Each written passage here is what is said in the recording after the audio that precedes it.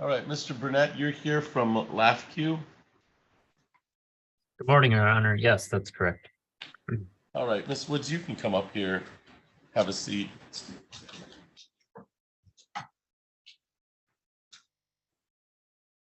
All right, we're on the record in docket 22-03457, Huntertown Properties versus, I'm sorry, we're here on 16-01213, LAFQ versus Angeletta Woods. Will the parties please introduce themselves for the record? Yes, Mr. Burnett. yes. Thank you, Your Honor. Good morning. My name is Joe Burnett. I'm filling in for Tim Smith on behalf of LAFQ. All right, ma'am, you are Angeletta Woods? Yes, sir. All right. This is the time set for a motion. And then we've got I think this is a motion. I have originally that the defendant Miss Woods failed to appear. There was a motion to show cause, and Miss Woods here now.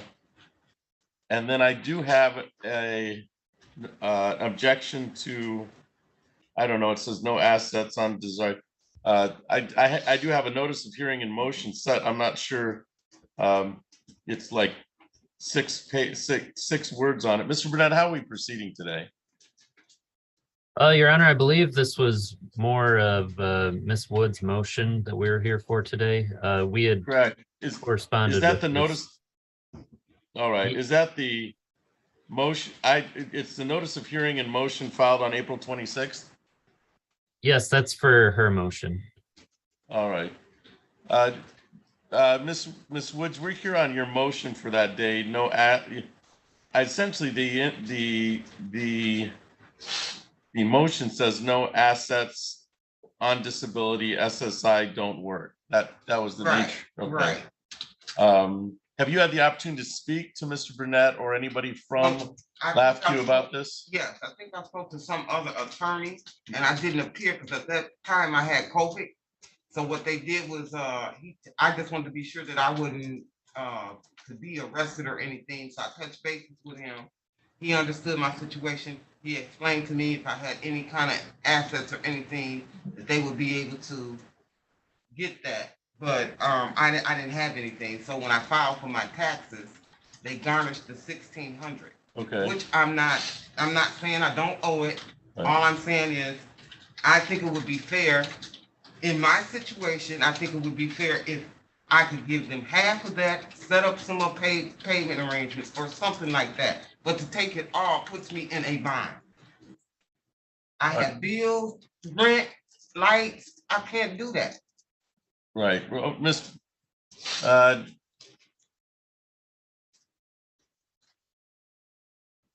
so, Mr. Burnett, you understand the nature of the motion. It's a collections issue essentially, and from a previous order. And I don't know if you want to meet with Miss Pruitt and Miss Woods and work something out. But at this point in time, Miss Woods, you have not indicated to me anything other than hardship in regards to why this debt can't be paid in this way. Well, the reason why I'm saying that is because when they first contacted me saying I owed the debt, it was so far back and so much was going on, I didn't even remember it. Right. So someone came to my door and handed me a piece of paper. I opened my door. It's not like I was hiding. I accepted the paper. I caught COVID. I was down for a long time. I explained that to the person that was handling it. And he worked out something and was like, well, it's just if anything comes through or you come up on some assets or something like that, then we will be able to take that. Right, because it's a collections issue. Yes, it's a collection. What I'm saying is $1,600, I think would be fair to give them $800 and make some type of pay arrangement. Right. My rent itself is $750. I only get $914 from Social Security. I don't work. Right, right. I have a light bill. That light bill running me $200 and something. Mr. Burnett, your position on this? The $1,600, we did receive a disclosure in the mail from the state of Michigan saying that that was coming to us. I think it's kind of late to reverse that or withdraw that. I think the wheels are already kind of in motion there. But as far as the remaining balance, I would definitely be willing to work something out with Ms. Woods to kind of, get going in the right direction with that. It's after this garnishment, there isn't an incredible amount that's left, and I think we could resolve it possibly. No, it's not. All right. So I don't know how to redo what's already been done in regards to the tax Well, garnishment. they shouldn't have gotten it already. I talked to the treasury Right. and And I'm not sure it's not, and you haven't convinced me that it's not theirs to keep. I'm not saying that it's not there. Right, right. I'm not disputing that, sir. Right. I know that. And that's my problem. My problem is that it's their money and you want some of that money as your own for hardship purposes. And I'm not going to take away their money from what's already been given to them, what's already been assigned because you owe the money. Okay. But it's not to say that this debt can't be resolved, which probably is what we need to do is put this thing to rest, right? Of course, Yeah. of course. I have no problem with that. Mr. Burnett, would you be willing to speak with Ms. Woods to set up a payment plan or something along the lines of the rest of the debt? Yes, Your Honor, absolutely. Would you be willing to talk to Mr. Burnett about setting something up so that the rest of the debt, so there's a plan to get this out of your to get it out of your way? Yeah, I don't mind doing that. All right. Nathaniel, can you put her on an iPad and we'll put her on. So we have an iPad, and what we'll do is we'll put you on an iPad and I'll put you in a breakout room with Mr. Burnett and we can see if we can work this out. In regards to the debt, the past tax debt, I think that's already spoken for. So I'm not gonna, the indication here is there was an objection to the garnishment. Yeah. And I'm going to deny the objection to the garnishment. All right. The garnishment stands for a debt that you owed, and that was the one communication they had in order to receive the debt. That was the one process they had, was when money becomes available, it's your money, but you owe the money, right? Yeah, I didn't deny that when they came. And you've never denied you owe the money. No. Right. And I wouldn't mind setting up something, but I didn't have an opportunity to do that. Right. Due to me being down to COVID. Right. We never met. We never saw each other. Right. We never had no kind of communication on how we. But the garnishment was all set at that point in time. There was already a garnishment put in. Is that correct, Ms. Burnett? I'm assuming there was a garnishment put in place. I have the letter right here. I Yes. have the dates and everything. We did file All a right. garnishment with the state. Right. So as in regards to the rest of the debt, you can figure out a number and you can figure out how to resolve the rest of the debt. And I'll put you in a breakout room, Mr. Burnett, so you can discuss some of this. He's a representative of LAFCU. He is filling in for Mr. Smith today, but he at least can talk to you about the remainder of the debt or exactly get a number for you. Okay.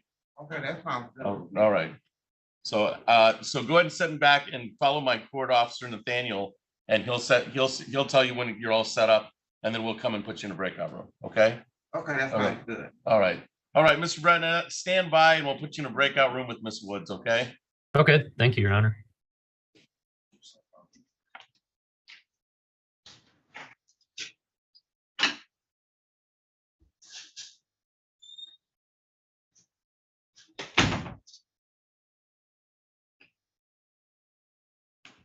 And then Ms. Reed, you're here on the Huntertown property, Elizabeth Richardson case? Yes, Your Honor, thank you. All right.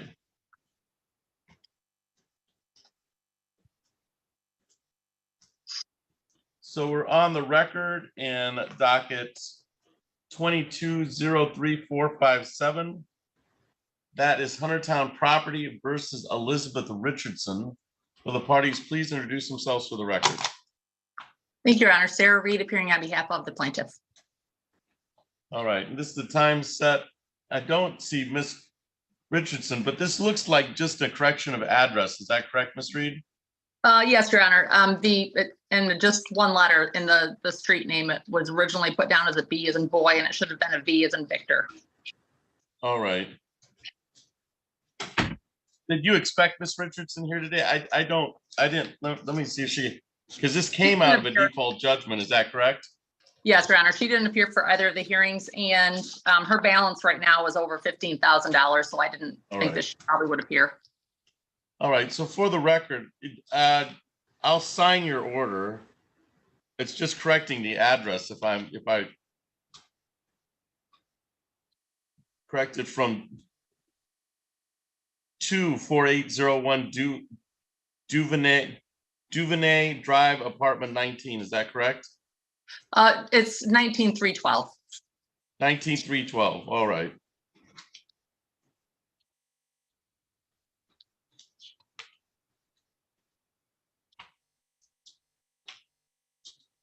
All right. If that's I've signed the order, so you should be good to go, Ms. Reed. All right. Thank you very much, Your Honor. I appreciate your time this morning. All right. Thank you.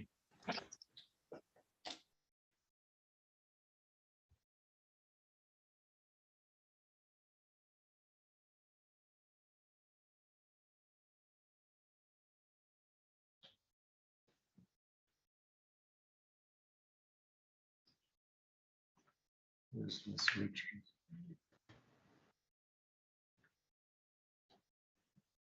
All right, and we're on the record in docket 23-00529. That's HGCNAC Incorp. versus Sherry Pruitt. Will the parties please introduce themselves to the record? Good morning, Your Honor. Tyrone Fleeman on behalf of HZCNAC. Good morning, Ma'am, Your you Honor. are Sherry Pruitt? Yes, sir. I'm sorry. All right, no, you're good. You're good. This is the time set for a pretrial in the matter. I do have a letter from Ms. Pruitt dated March 30th. Mr. Fleeman, are you in possession of that letter? I am, Your Honor. And Okay. in response, we did send recently we did send Ms. Pruitt a copy of the original deficiency letter, or the letter that says the vehicle was sold and for what.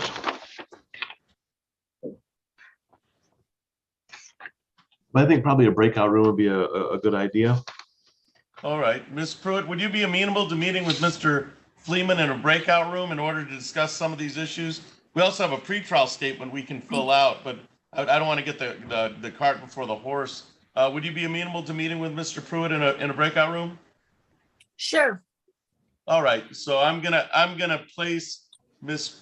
Pruitt and Mr. Fleeman in a breakout room, and then we'll come back and put it on the record. Thank you. Thank you. Thank you. There it is.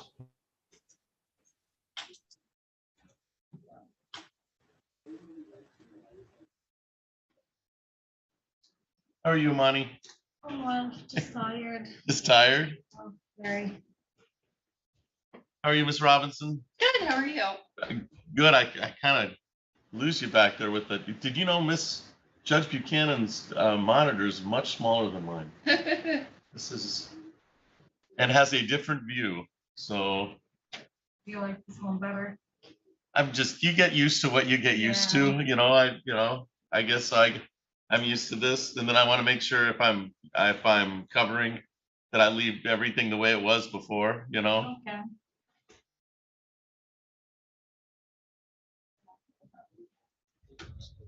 So we have a final pretrial with Ms. Culpepper. You can let me know when you're ready on that. I'm assuming Ms. Culpepper's not here. Or not here presently. Okay.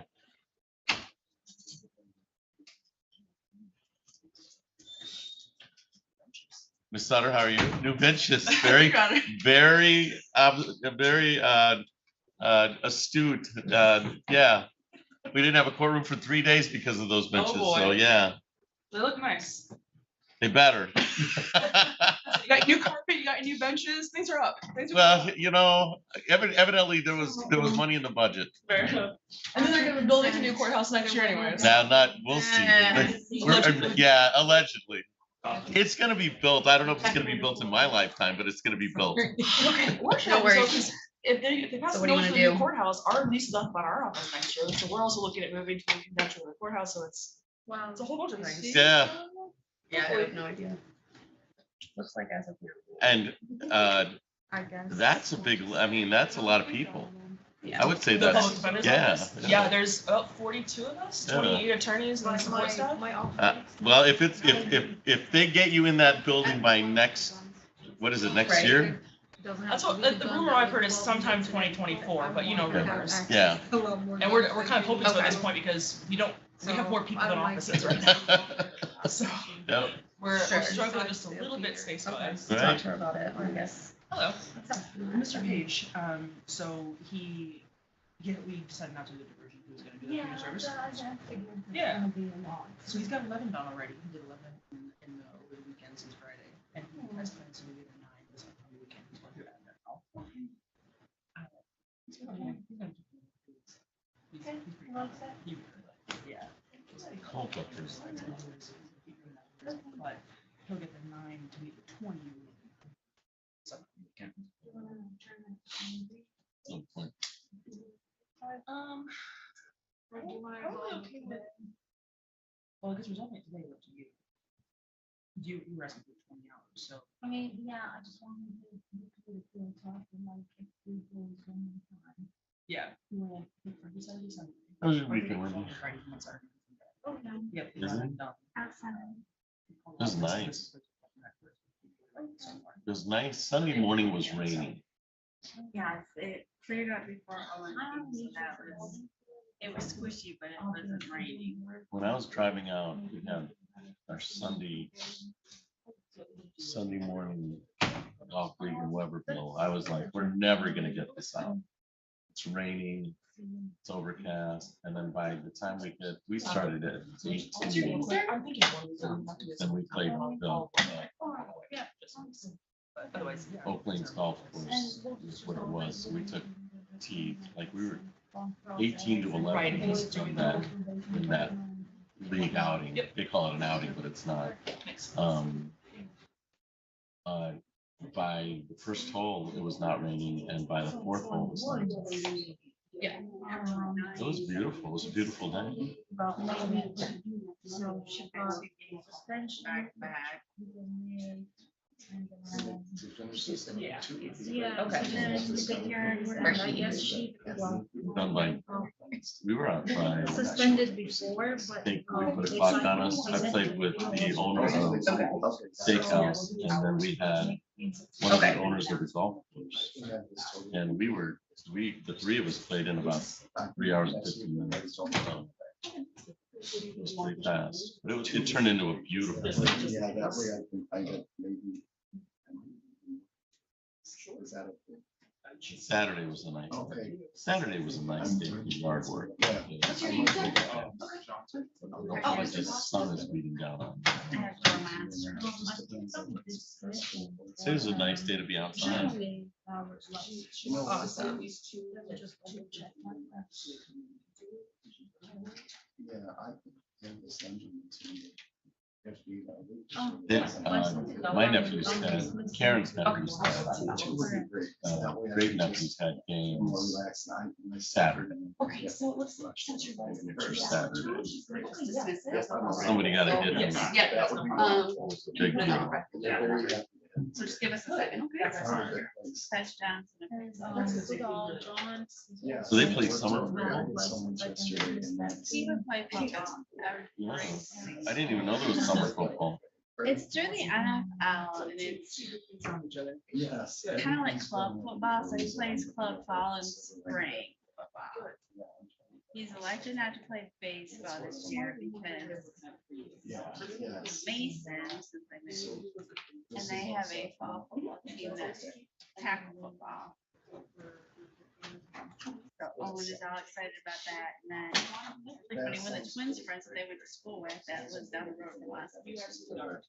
Taylor has a child that's the same age as Owen. So they would be Okay. together and they play football together. Thank So you. that would be fun. And then Mikey, Henry, and JP were at Owen's game. So luckily they were tired and I got to watch football instead of she's.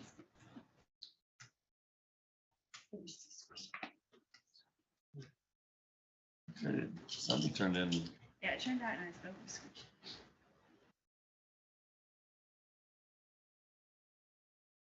So I guess we have people in breakout rooms, so whenever you're ready to go on, Amani, either one of you. Mr. Page is ready. All right, let's go on Mr. Page. Yes. All right, right. So we're on the record in docket 23-00683, 23-00684, and the accompanying tickets. This here. All right, would the parties please introduce themselves for the record? Your Honor, Assistant City Attorney Imani Williams appearing on behalf of the City of Lansing. Good morning, Your Honor. Assistant Public Defender Lauren Sutter appearing today on behalf of Mr. Page, who is standing to my right. And sir, you are Stephen Page? Yes, Judge. Okay, this is the time set for a pretrial in the matter. Ms. Williams, how are we proceeding? Your Honor, would like to request an adjournment for 2 weeks for compliance purposes. That's correct, Your Honor. All right. So adjournment for 2 weeks.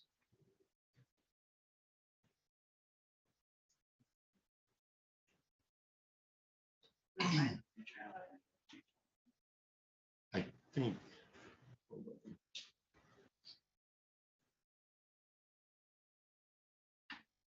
All right, so I've got the case at 41 days, which is not that long, but so we adjourned it last time, April 17th. It looks like for 3 weeks. So we'll adjourn for 2 weeks for an additional pretrial, I would think. Yes, please.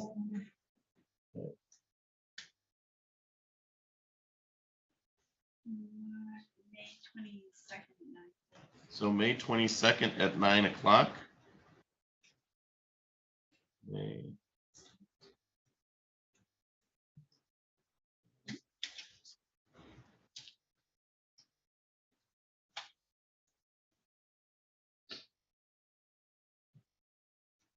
All right, so we'll adjourn for compliance purposes to May 22nd at 9 a.m. Mr. Page, please keep in contact with your attorney, Ms. Sutter, Yes, Judge. and we'll be back on May 22nd at 9 a.m. Anything else, Ms. Williams? No, Your Honor, thank you. Anything else, Ms. Sutter? No, Your Honor. All right, thank you. That's all for the record. Thank you, sir. Thank you, Judge. Okay, and then get that completed. Thank you so much.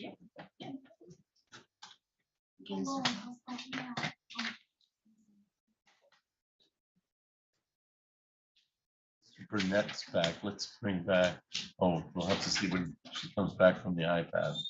There she is. All right, Ms. Woods, come on up here and we'll put what you discussed on the record. All right, so we're back on the record in docket 20. Back on the record in docket 1601213. Mr. Burnett, did you have the opportunity to speak with Ms. Woods in a breakout room? Yes, I did, Your Honor. We had a good discussion. We've been able to reach an agreement today. Ms. Woods has agreed to pay $200 in the next 60 days. And we'll consider that payment in full contingent on us actually receiving the $1,600. At this point, we've only received a disclosure from the state saying that it was coming. We haven't actually received money yet. But like I said, if she pays the $200 in the next 60 days and we receive the actual garnishment from the state, then we'll do a satisfaction of judgment.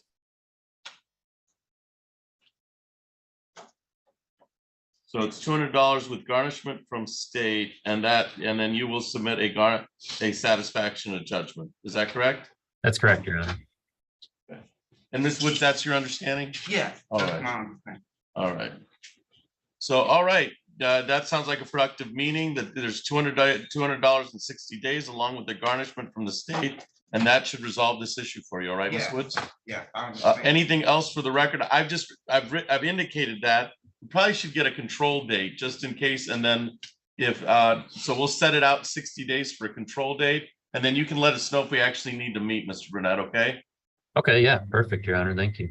Oh, all right, so let's get a date 60 days out. And you'll receive notice of this, okay, ma'am? Okay, yeah, I was wondering how did I get?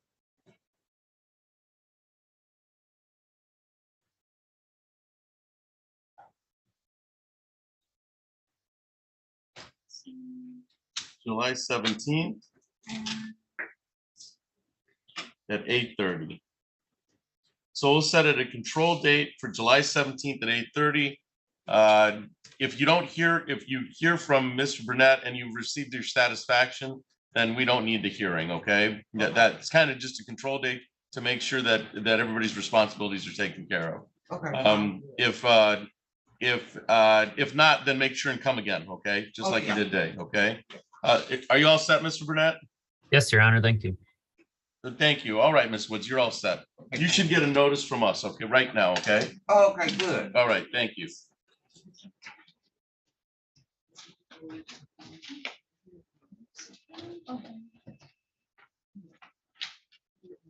And we're ready on Mr. Costa. Okay.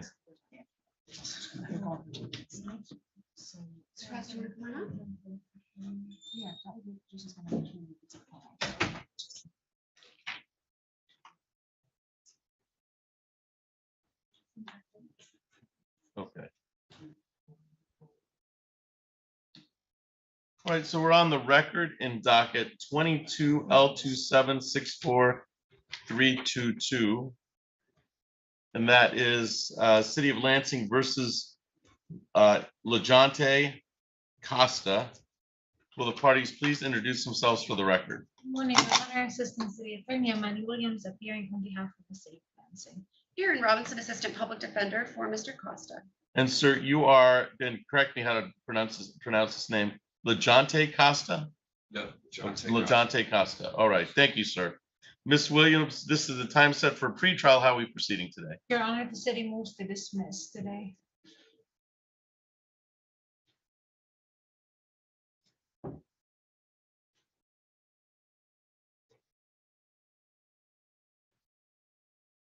And Ms. Robinson, I'm assuming you have no objection. No objection. All right.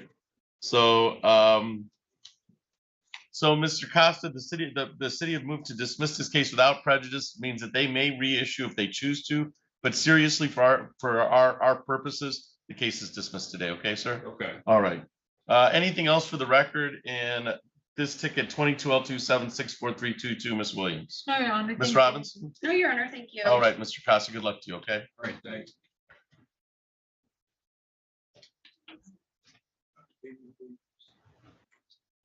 Okay.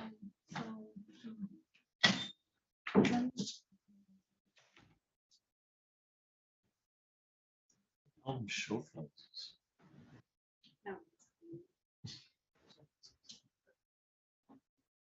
You're such a pessimist. Who does?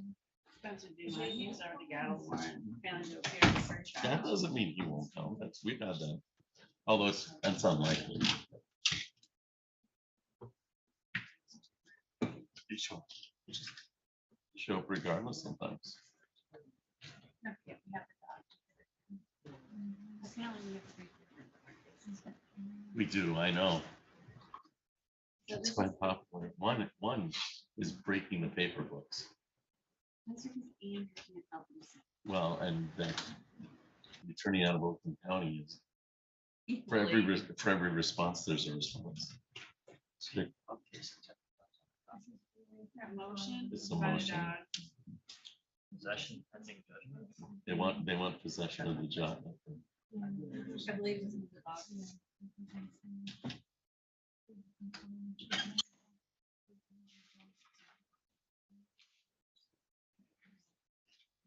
We might set Yeah, that that's for what a full- Yeah, that's. everybody We gets. set a virtual hearing today. Give it an Oh. hour. or so. No, I mean, we can set it again if you'd like. No, no, But- I just looked after them. They're all show causes, so Yeah, that's why. I like it.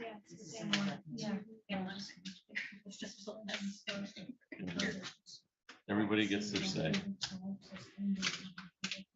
For Mr. Dua this afternoon, huh? I like this one.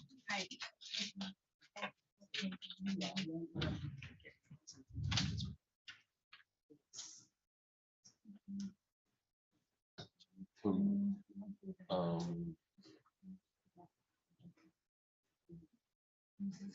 is anybody on the commission? Okay, good. That's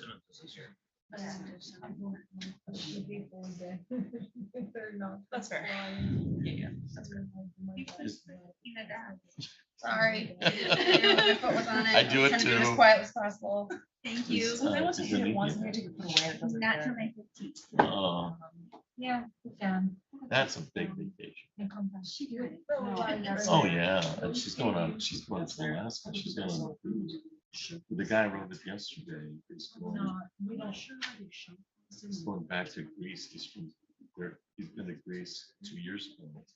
But for 18 days, that's a month. I mean, that's a vacation. I'm like, you're not gonna want to come back. All right, so we're back on the record in docket 23-00529. Mr. Fleeman, did you have the opportunity to speak with Ms. Pruitt in a breakout room? Your Honor, we did have an opportunity to discuss the case and made some headway on it. I don't think we have a resolution right now, but I think there's probably a good likelihood we will come to one at some point. She's got some variation going on income wise right now, and I've got some things to look into on my side. So I'll ask the court to go ahead and schedule it for a trial, put it out a ways, which I think your schedule might be doing anyways. Right. And give it, and I have contact information to stay in contact with Ms. Pruitt. I think they're open. All right, I'm gonna do that. I'm gonna set it, but I'll go out. This is a little premature, but let's fill out the pretrial statement. We'll do it while I'm on the record here. I have everybody here, and then we'll set it for a final pretrial civil wise. Or they said a civil. Our civil department will set it for pretrial. We'll just make sure it's set out a ways. So. Okay. So on May 8th, 2023, appearing was Mr. Fleeman. I know some of these issues, it's just the way our civil docket works, but the issue here is this is a non-payment of car. Is that correct? That's correct. Yeah. And Ms. Pruitt, feel free to jump in here.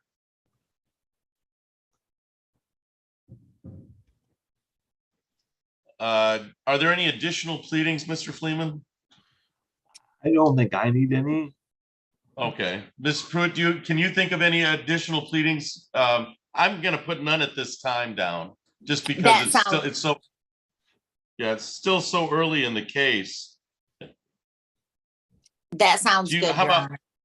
How about motions? I'm similarly none at this time. You haven't gone through a discovery process, so.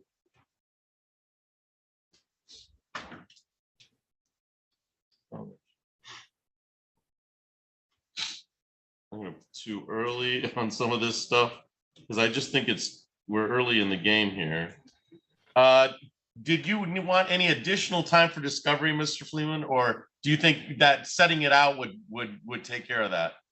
Your Honor, I think setting it out would take care of that. Ms. Pruitt and I were discussing this concept, and I told her I'd take a pretty informal approach to discovery, and that is if she wants information, I will try to get it to her.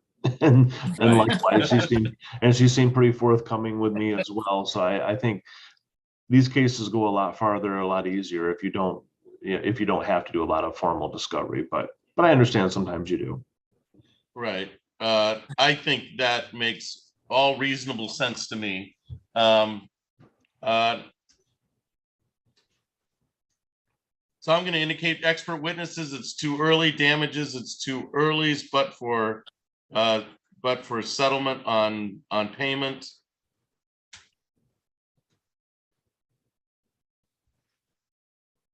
I'm going to indicate there's no joinder. We'll set it for trial. Would you like it set for bench trial or jury trial, Mr. Fleeman? Bench trial as far as I'm concerned. Ms. Pruitt, do you have any preferences to bench trial or jury trial? There is a payment associated with jury trial. Oh, bench trial is just fine. I trust right. you, Your Honor. I would say that there is a good possibility for settlement on it. And all right, no case evaluation, not going to set it for mediation. And then, Mr. Fleeman, do I have your permission to sign this on your behalf? Yes, sir. And Ms. Pruitt, do I have this to sign it? I've really not indicated anything, but this is a payment on vehicle. It looks to be resolved. And then I put too early on most of this. I didn't put anything else except there was no cutoff time for discovery. Do I have your permission to sign on this, Ms. Pruitt? Yes, Your Honor. All right. That'll make our civil department happy. Got to have the statement, Judge. And- Got to have it. And did you say the clerk will set a final pretrial or just set an actual bench trial? I think she'll just set a jury trial date, but we'll make sure, I'll write in the file that we should set it after 60 days. There you go. And bench trial, just to clarify, but yes. Right.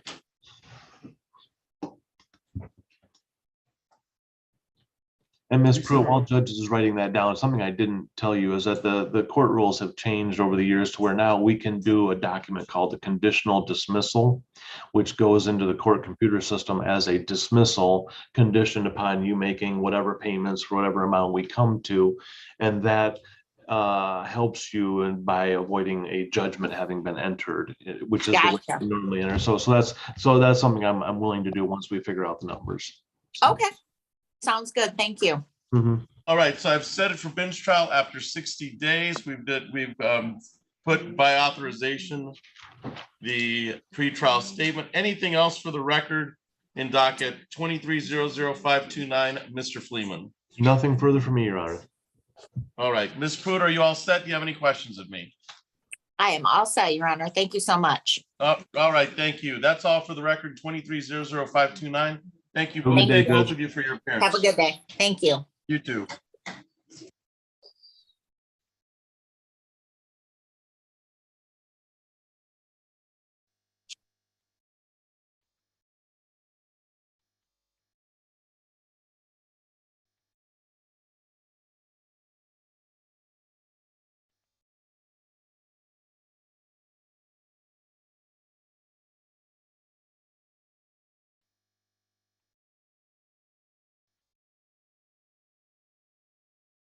On the record in docket 23-00650, that is City of Lansing versus LaShawn Culpepper.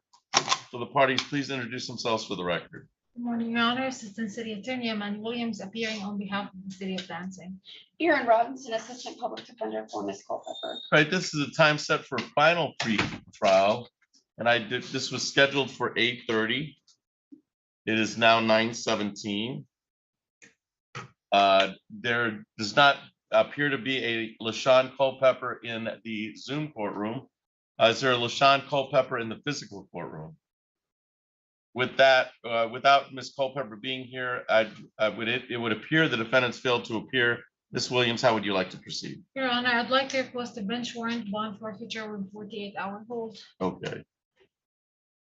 And this would be her first fail to appear. Any objection to that, Ms. Robinson?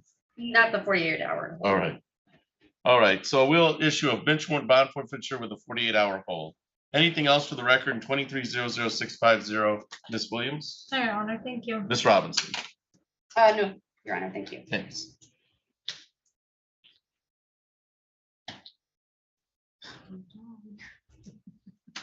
I mean, if she's telling me that stuff, it's a news tracker, right?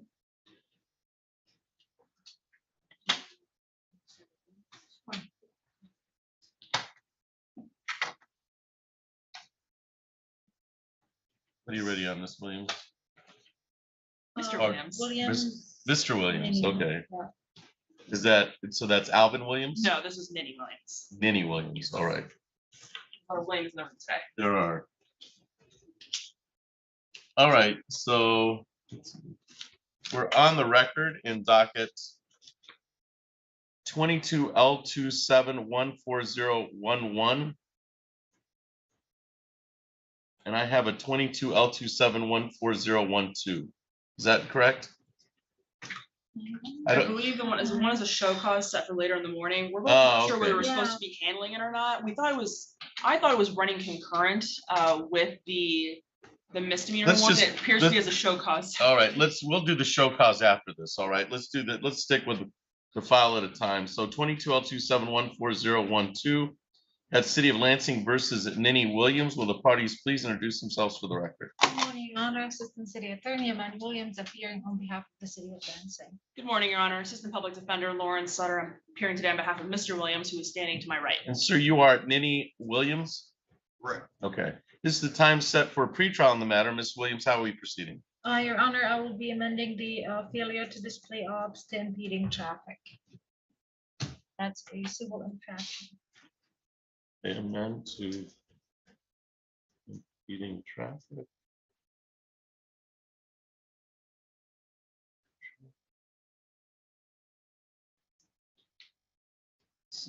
That's a zero point, right? Correct. Yes. A that's a civil 0.5. infraction. And I think that's $130 fine. Correct. Okay. If I remember correctly. Yes. All right, with the amendment of the ticket to the civil infraction, what's the PAC code on that? That's 257.676B. 60. So with a plead to the, with an admission of responsibility to the amended, and that would be amended count 2 of impeding traffic, that'll amend it, and there'll be a admission. And Miss Sutter, would you be making the admission of responsibility on behalf of your client? Yes. All right. And Mr. Williams, that's your understanding. They're going to amend that count 2 to the misdemeanor to the civil infraction of impeding traffic. All right. So just so we're working from the same ticket, this involves ticket L271401. It for the offense date of June 30th, 2022. It would appear that in the city of Lansing, Martin Luther King and Jolly Road, Mr. Williams did impede traffic pursuant to 257676B. And you're admitting that on behalf of your client, Ms. Sutter? Yes. All right. With that admission, we'll put a civil infraction fine of $130. This is probably where we can put the two together. What's this? Can we put them both in? This is so weird. So this ticket defaulted. except for show- There's 2 on here. There's a Right, the no insurance. The no insurance, I think, It defaulted. defaulted and Judge Simmons heard it and gave him a payment plan, All right. and he failed to keep the payment plan. So technically, this shouldn't even This be on our is trying to take my docket. driver's license. It should be on They said I couldn't take it. Simmons' docket. Can we wrap it all up? We can wrap it all up. Yeah. So let's wrap it all up, put all the payments together, okay? So he was 306 on this. Yeah. So you, She- so there's an outstanding balance of both tickets, or is that just on This one? is just the no insurance. It's high. Okay, so that's 330 on the no insurance, 306. 306 on the no So I insurance, was in. and 130 on the impeding traffic. Yeah, About $50 a month. So what so that's 436, and then there's on that, oh, that's the no insurance. I know I have both 2 files then, all right. Let's do that. I put it together. Okay, refer to collections. So that's 306 and, all right, so let's make sure there's no show cause against you. So that's completed, all right? Yes.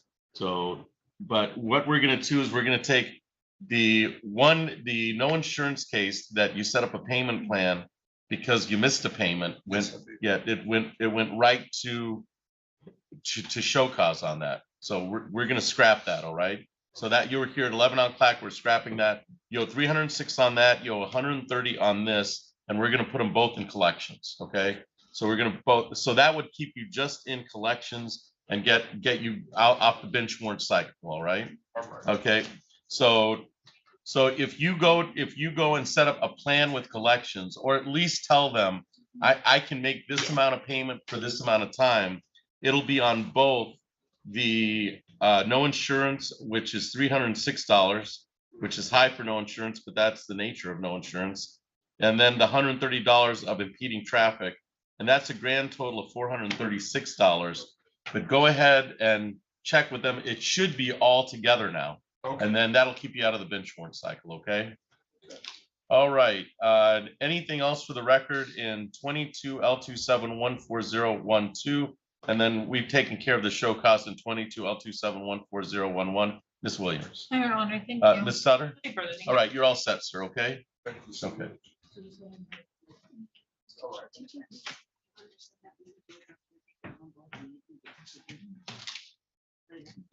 Right, so there's no more.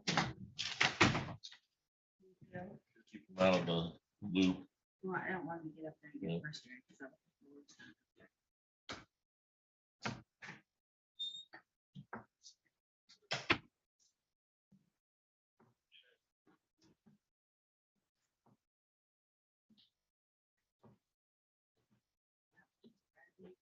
Scratch my eyes. You sounded stuff up this morning. The stuff that my eyes itch.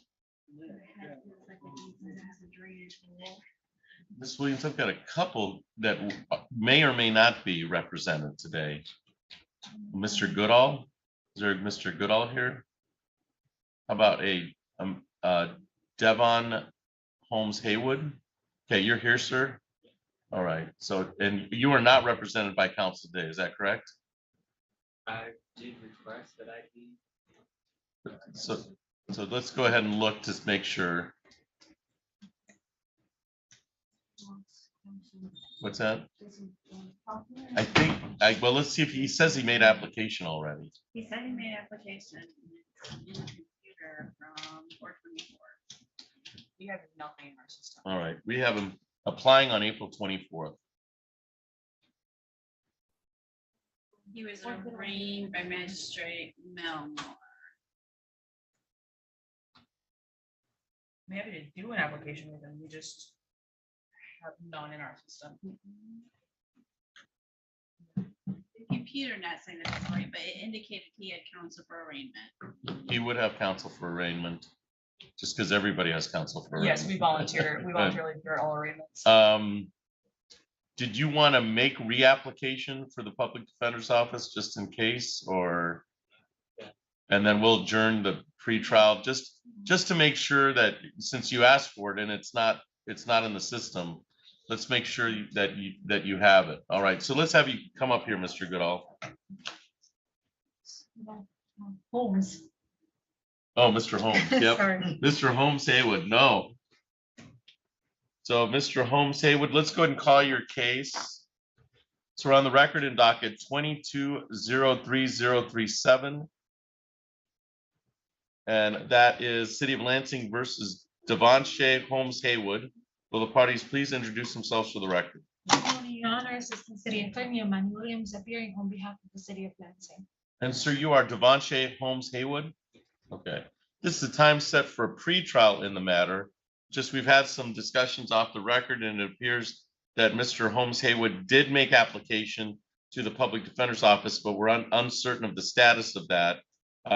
And so either we'll make reapplication today to make sure, at least get them the information and then reset this. Yes, Your Honor. All right. So does that sound right, Ms. Williams? Yes, Your Honor. All right. Ms. Sutter or Ms. Robinson, what would be the best way for Mr. Holmes Haywood to make reapplication or to check I'll on the just go app? talk to him right now. All right, Judge, it's fine. okay. If you want to just have a seat in the hallway, I'll come out and. All talk to right, you. so let's reset it. We're gonna reset for attorney purposes, okay? So we'll reset. April 20, I'm sorry, May 22nd and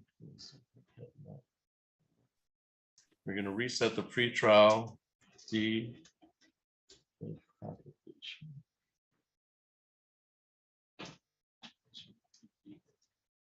So we'll reset this for May 22nd, 9 AM. You'll get a notice of this. And then just stay there and they'll take an application and make sure that you're all set, okay? All right. Anything else for the record in docket 2203037, Ms. Williams? Your Honor, thank you. All right, Mr. Holmes Haywood, you're set for May 22nd, and then you can make application, all right, sir? All right, thank you. You can sit on the bench. Yeah, just hang out right there. Sean Cole.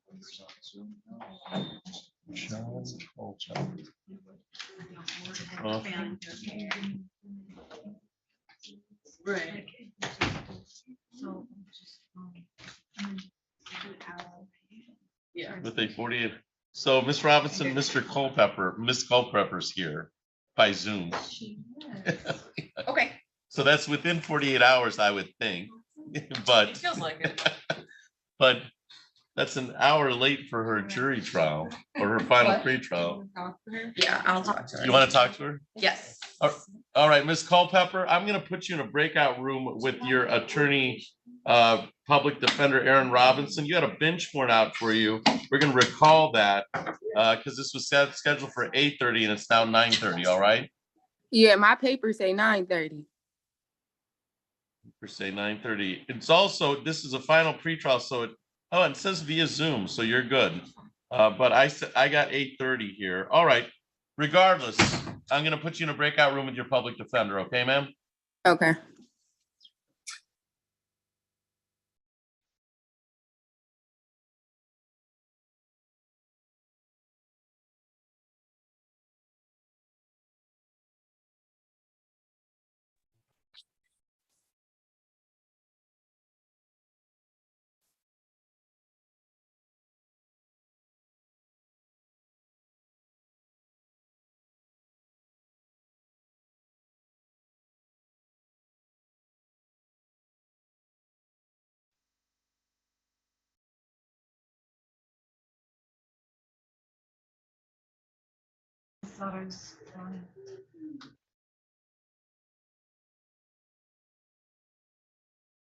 Then on the iPhone, would you please identify yourself?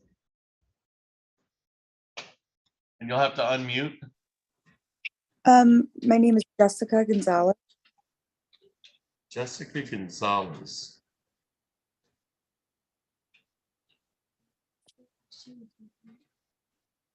And what do you have a number for your case, ma'am? Yes. I'm just trying to figure, because I don't have you on our schedule. Maybe it's under Kelka. I'm high school. Jessica Kalka? Yes. All right. So, yep, you're here for your 9:30, is that correct? Correct. Do you know if you're represented by Miss Robinson or Miss Sutter? I do have you represented by the Public Defender's Office. I believe it's Miss Sutter. Miss Sutter? Yeah. All right. I think so. That's the information we have. So Okay. stand by. Miss Sutter's in a breakout room, and then we'll ask. We'll either put you in a breakout room or put you on the record. All right, ma'am. All right. Thank you. All right. Thank you.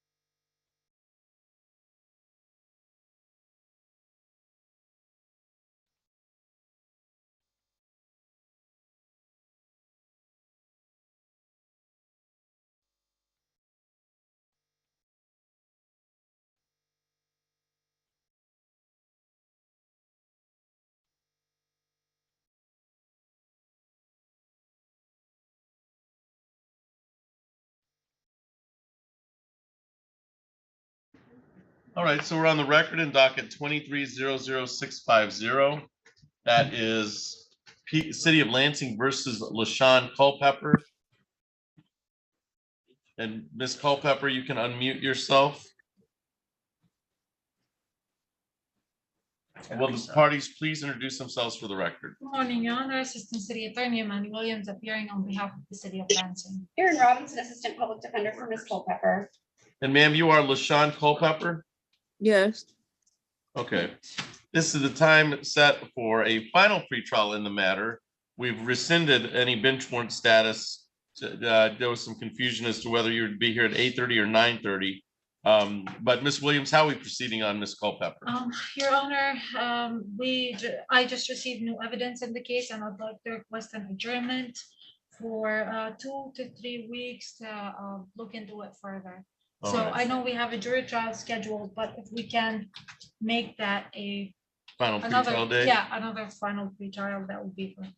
And that's your understanding, Ms. Robinson? It There's been is, yes. additional discovery? Mhm. Okay. All right, so we will reset the final pretrial. We'll reset it for final pretrial using the jury trial date of May 22nd at 8:30. And that can be via Zoom, Ms. Culpepper, same way, but it is an 8:30 start date, okay? Okay. All right. Got a pen. And you should receive notice, but with that additional discovery and some time for Ms. Robinson to look at that discovery, we'll set a final pretrial on May 22nd at 8:30. Let's wait on that because with the discovery, I don't think we need jury trial set on that. Not just yet. I think if we Yeah. need one, we'll schedule Yeah. it on the 22nd. That sounds good to me. All right, and so we'll reschedule the jury. Or we'll scratch the jury. Okay.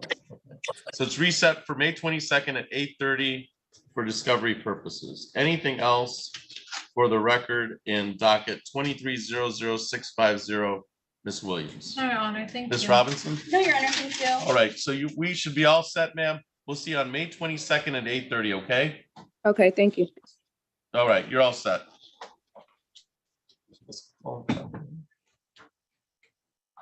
Let's go ahead and call Mr. Goodall. Oh, no, we're still waiting on Mr. Goodall, aren't we? What time? Let's call him when you're ready to leave. Okay. We'll give him, it's right. all or nothing for Mr. Goodall today. Exactly. I mean, you're either getting bench warrants Yeah. or getting the case. Or he's dismissed. getting his case dismissed. How about Mr. Williams, Alvin Williams? Yeah. I don't have I don't Mr. have representation for it. Well, let's go ahead and call Mr. Williams. It's an older file. Are you Alvin Williams, sir? Yes. Oh, you are? Yeah. Yeah, thank you.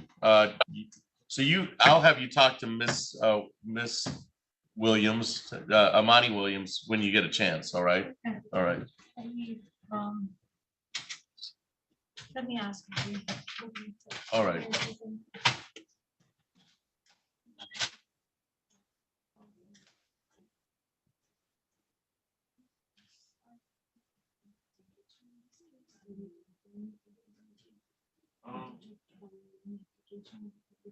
Yeah.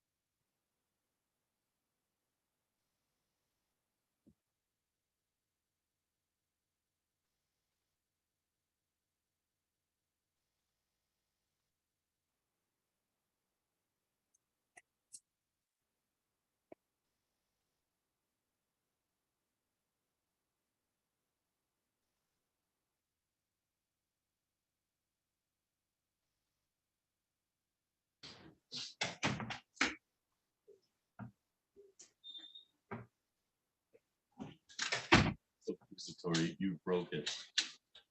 I know. Not, I thought he not, said not I it, just broke it. not it's broken or it's accidentally Not broken. anywhere did I It's say just I broke. accusatory, I broke it. I've got a brother-in-law who always says this, it's destroyed. I don't know what that means, it's destroyed.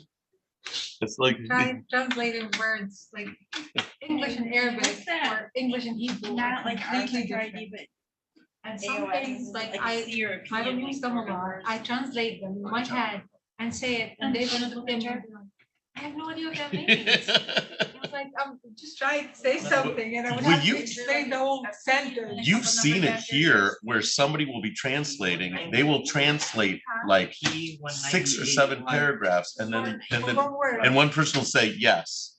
You're like, what is that? You know? Like some things just don't make sense in another language. Right. Like you don't know what to say. But legal terms don't make sense in English. Yeah, With what we use, you know, it's like we use Latin and all these terms, and then exactly. Yeah, that's true. the we also have, and this is I've learned.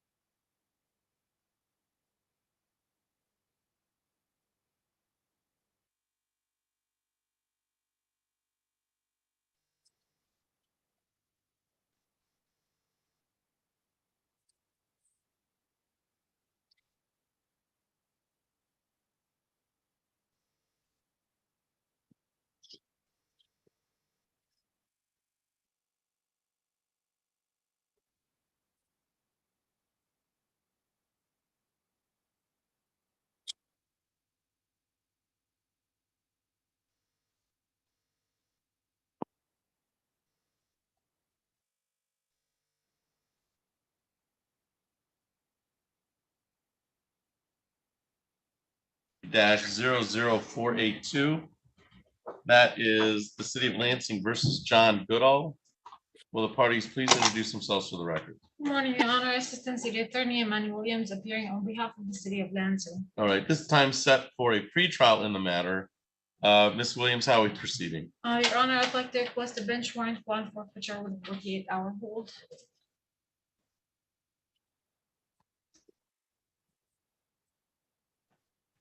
All right, I'll issue a bench warrant bond forfeiture with a 48-hour hold at this time.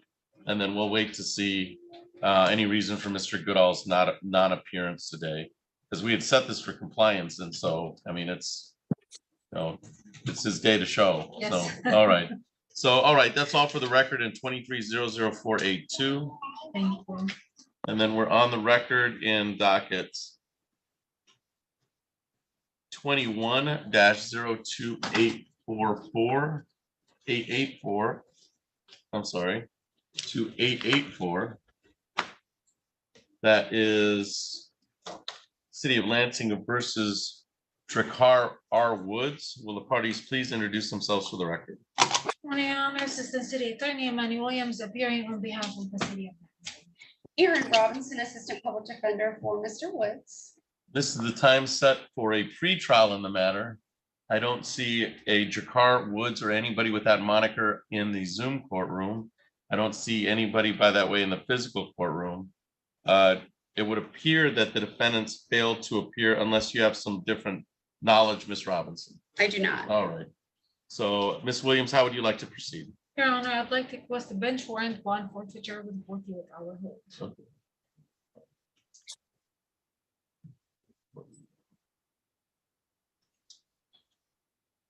All right, so a bench warrant and bond forfeiture is issued with a 48-hour hold. Anything else for the record? Docket 21-02884, Ms. Williams. Your Honor, thank you. Ms. Robinson? No, Your Honor, thank you. Thank you, you're all set. Aaron, I think that's your last case, right? It is. Okay. So we'll let Ms. Sutter with both of hers, and then we'll start that civil motion. And Your Honor, if I may, Miss Fields seems to have left the Zoom room, so if I can talk to Ms. Gonzalez while she's signing back in. Sure, so we'll have Ms. Sutter and Ms. Gonzalez Kalka placed in a breakout room. And so that's back to room 2, I guess, right? Please, thank you. All right.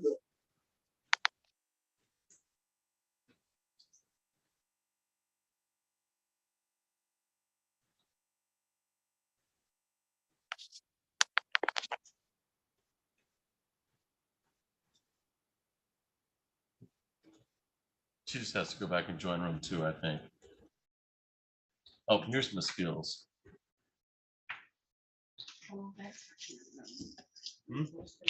All right.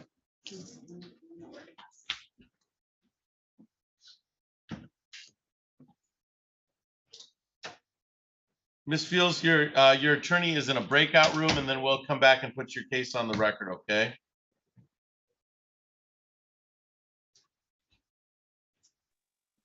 Okay. Thank you. As soon as I get something, yeah, I'll send it to you, okay? Thank you.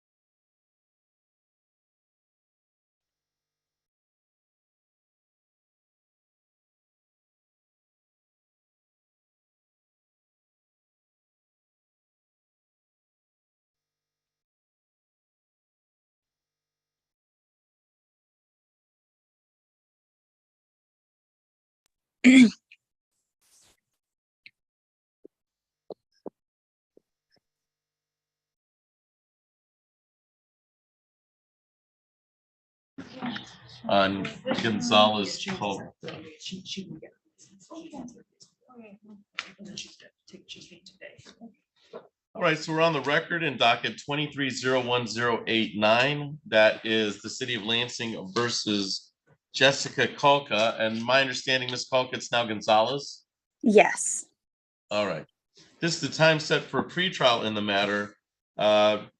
Parties' appearances for the record. Good morning, Your Honor. Assistant City Attorney Amanda Williams appearing on behalf of the city of Lansing. Good morning, Your Honor. Assistant Public Defender Lauren Sutter appearing on behalf of Ms. Gonzalez Nay Calca, who is joining us via Zoom.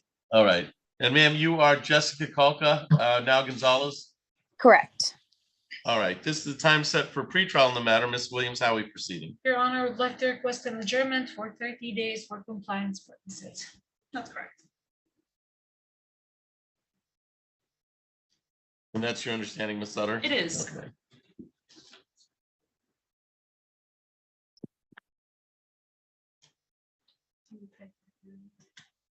So we'll set it for June 5th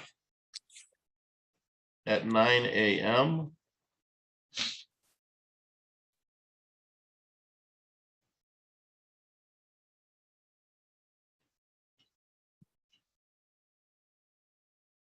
All right, so Ms. Colca Gonzalez, we're going to reset this for June 5th at 9 a.m. for compliance purposes. Please keep in contact with your attorney, Ms. Sutter, concerning that date. All right, ma'am?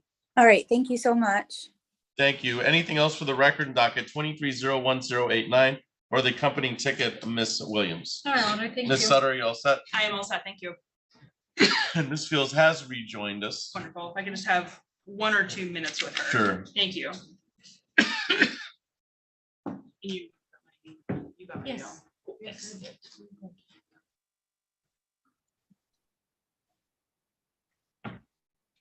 And so we'll finish up our criminal docket and then we'll have you come up in about 5 minutes, I think.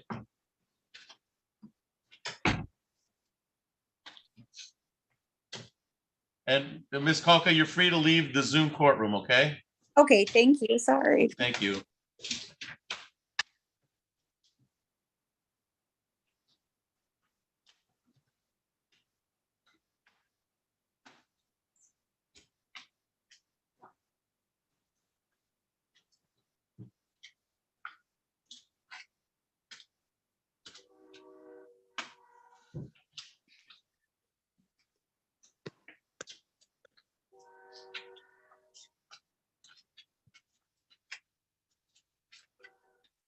Do you want to break that room again, Ms. Fields? She did, yes, when she joins, or put Miss Fields back with her. I think Miss Fields got cut off. There we go.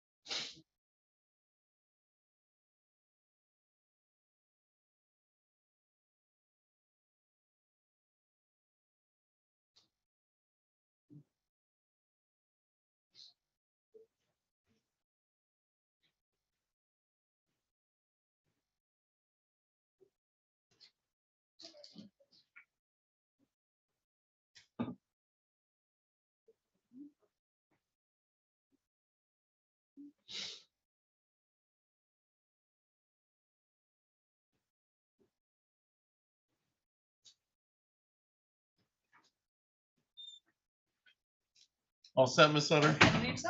Okay. So we're on the record in docket 23-00918. I'm sorry, wrong file again.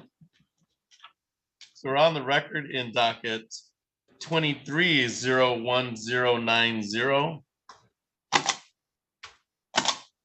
That is City of Lansing versus Brandy Fields. Will the parties please introduce themselves for the record? Good morning, Your Honor. Assistant City Attorney Amanda Williams appearing on behalf of the City of Lansing. Good morning, Your Honor. Assistant Public Defender Lauren Sutter, appearing today on behalf of Ms. Fields, who joins us via Zoom. Ma'am, you are Brandy Fields? Yes, sir. All right, this is the time set for a pretrial in the matter. Ms. Williams, how are we proceeding? Your Honor, for the misdemeanor, the no ops, I will be amending that to impeding traffic, civil infraction 0 points. All right, so that is for the driving, I have it as a driving while license, not valid, but that's no ops on the ticket, Yeah, right? no ops, That's the yes. misdemeanor? Okay. So that will be amended to the no ops. I'm sorry, the impeding traffic. Yes, Your Honor. And that is a Civil infraction 0 points. an $130 fine. Yes. And that's 257625. 257, yeah, 6B, 676B. Ah, I will- 76B. or 626 is okay. I don't All know. right, so Okay. that's for the amendment on the misdemeanor, and then on the other two civil infractions. So for the civil infraction failure to yield, that will also be amended to impeding traffic.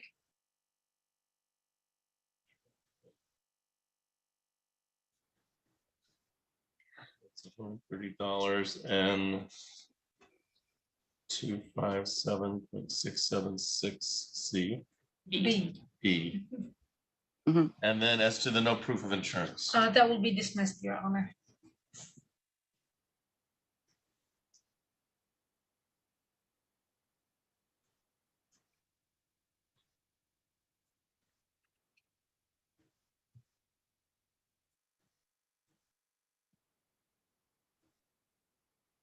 All right, Ms. Sutter, is that your understanding? It's actually pleaded two civil infractions. That's correct, yes. All right, and you'll be accepting responsibility on behalf of Ms. Fields? I will. All right, so just so we're working from the same ticket, the ticket is, if I can, L27741 that on or about April 1st, 2023 at Northeast at near Lake Lansing in the city of Lansing. Do you plead responsible on behalf of your client to impeding traffic under 257676B on the amended ticket? I do. And then do you plead the same responsibility to impeding traffic on the other civil infraction which has failed to yield? I do. All right, with that understanding, that makes an outstanding debt to the city of Lansing of $260 or $130 on each file. Does your client need some time to pay that? Yes, Your Honor, if you could start her at 60 days. Okay.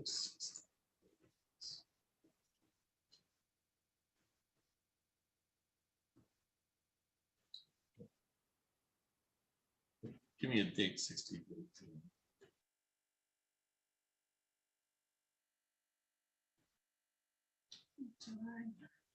July 3rd.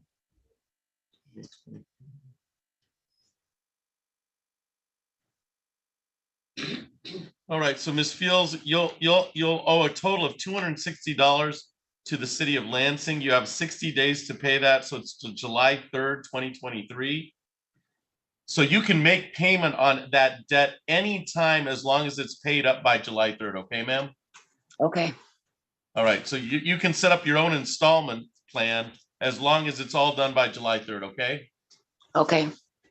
All right, anything else for the record, docket 23-01090 or the accompanying ticket, Ms. Williams? Your Honor, thank you. Ms. Sutter? Your Honor, thank All you. right, you're all set, thank you. Thank you, Your Honor. Thank you. And then Mackenzie Payne Winton and Tiffany Hall, you may come up for our civil motion.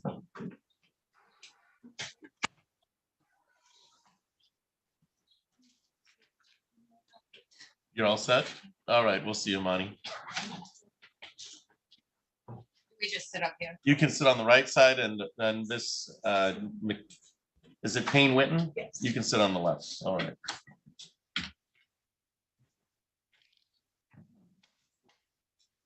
And did you have a question? You come on up.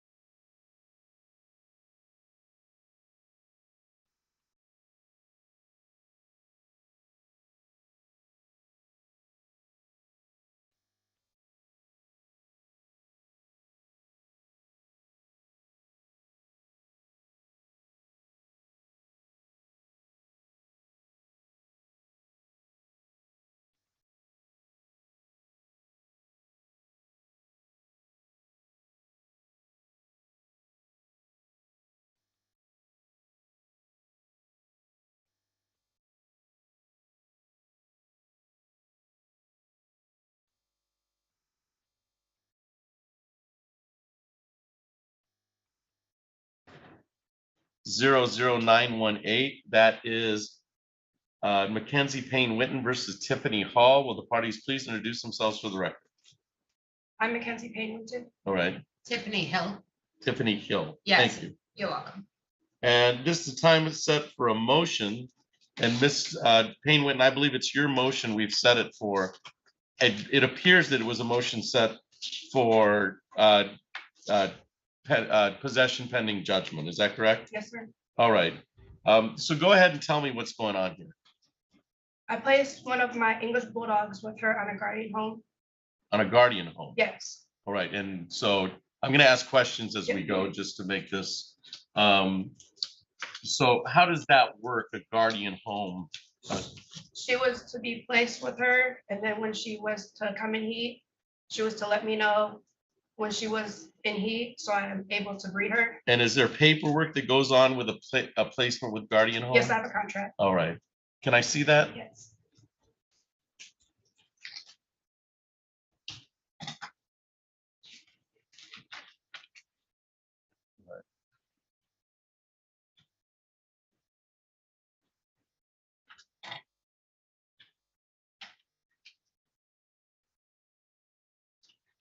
And Ms. Hill, you signed this on September 2nd?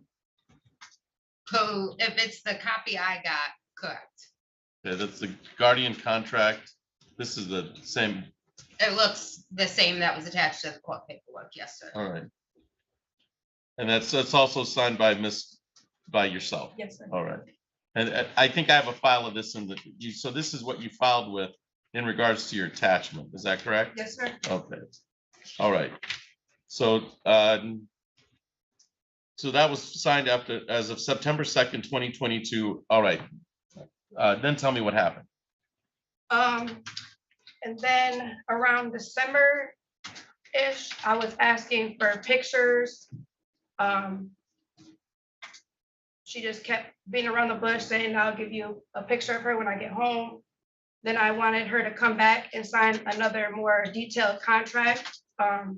And if she wasn't able to do that, then I wanted my dog back.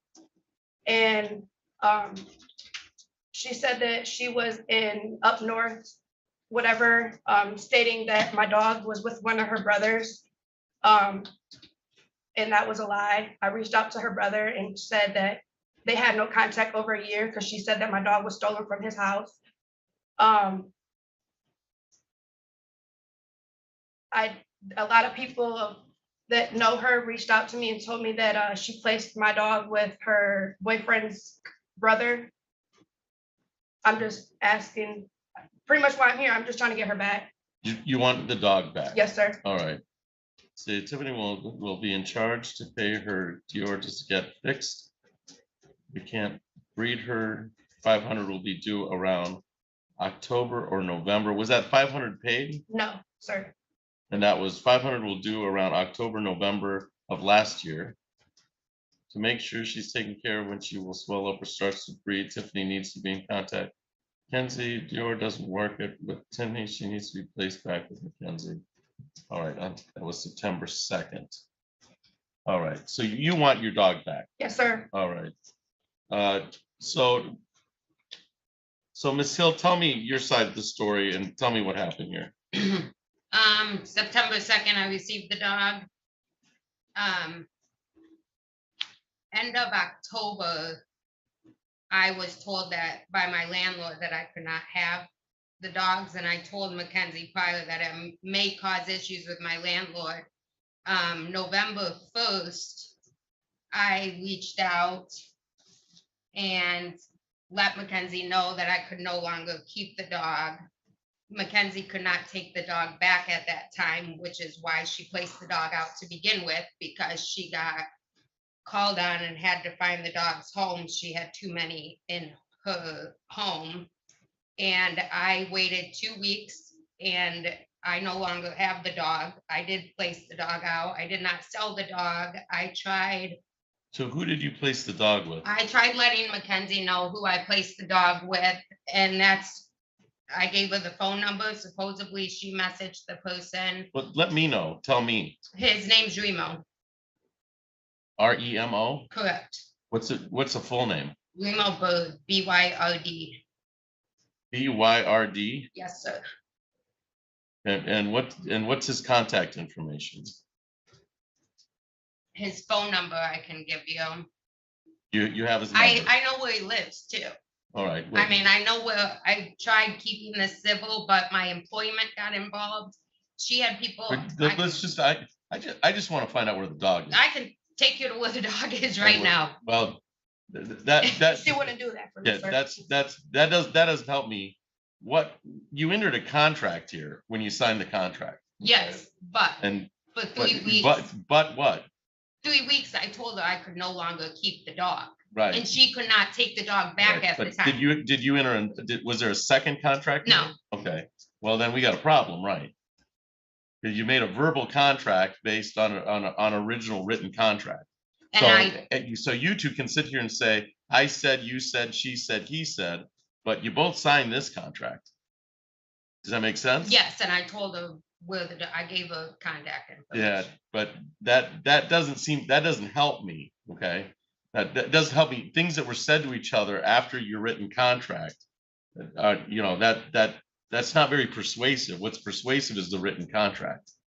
Does that make sense? I mean, to an extent. Yeah, because I mean, the rest of it, just imagine if the court had to decide everything on what people said to each other. Yeah, that'd be a mess. It'd be a mess, wouldn't it? Right. Yeah. Yeah. I mean, I'd always be trying to judge credibility based on, well, you said this and you said this and you lied about this and you lied about that. And I just want to make sure that everybody gets what they need and get. So you signed a contract that makes you responsible for the dog, okay? Okay. So can you get the dog back to her? You're indicating there's no money involved, right? Correct. Right. So it should be a place. You can take the dog, right? Yes. Okay. Yes, And you sir. couldn't take the dog in September. I placed her out in September, but after September, I didn't get no contact So saying that she couldn't be. Right. And there's a disagreement on that. Okay. And that's a problem. But as of September, you couldn't take the dog. You gave it to Miss Hill. Miss Hill was not able to take the dog, so she gave it to somebody who could take the dog. So we've got a dog in the mix. I just want to make sure now that you can take the dog. Yes, There's sir. a contract that would indicate that yours. Can you get her back the dog? Yes. Okay. I can take. Would you like me to take her to where the dog is? How would you prefer? Because I don't want there to be any fights or escalation.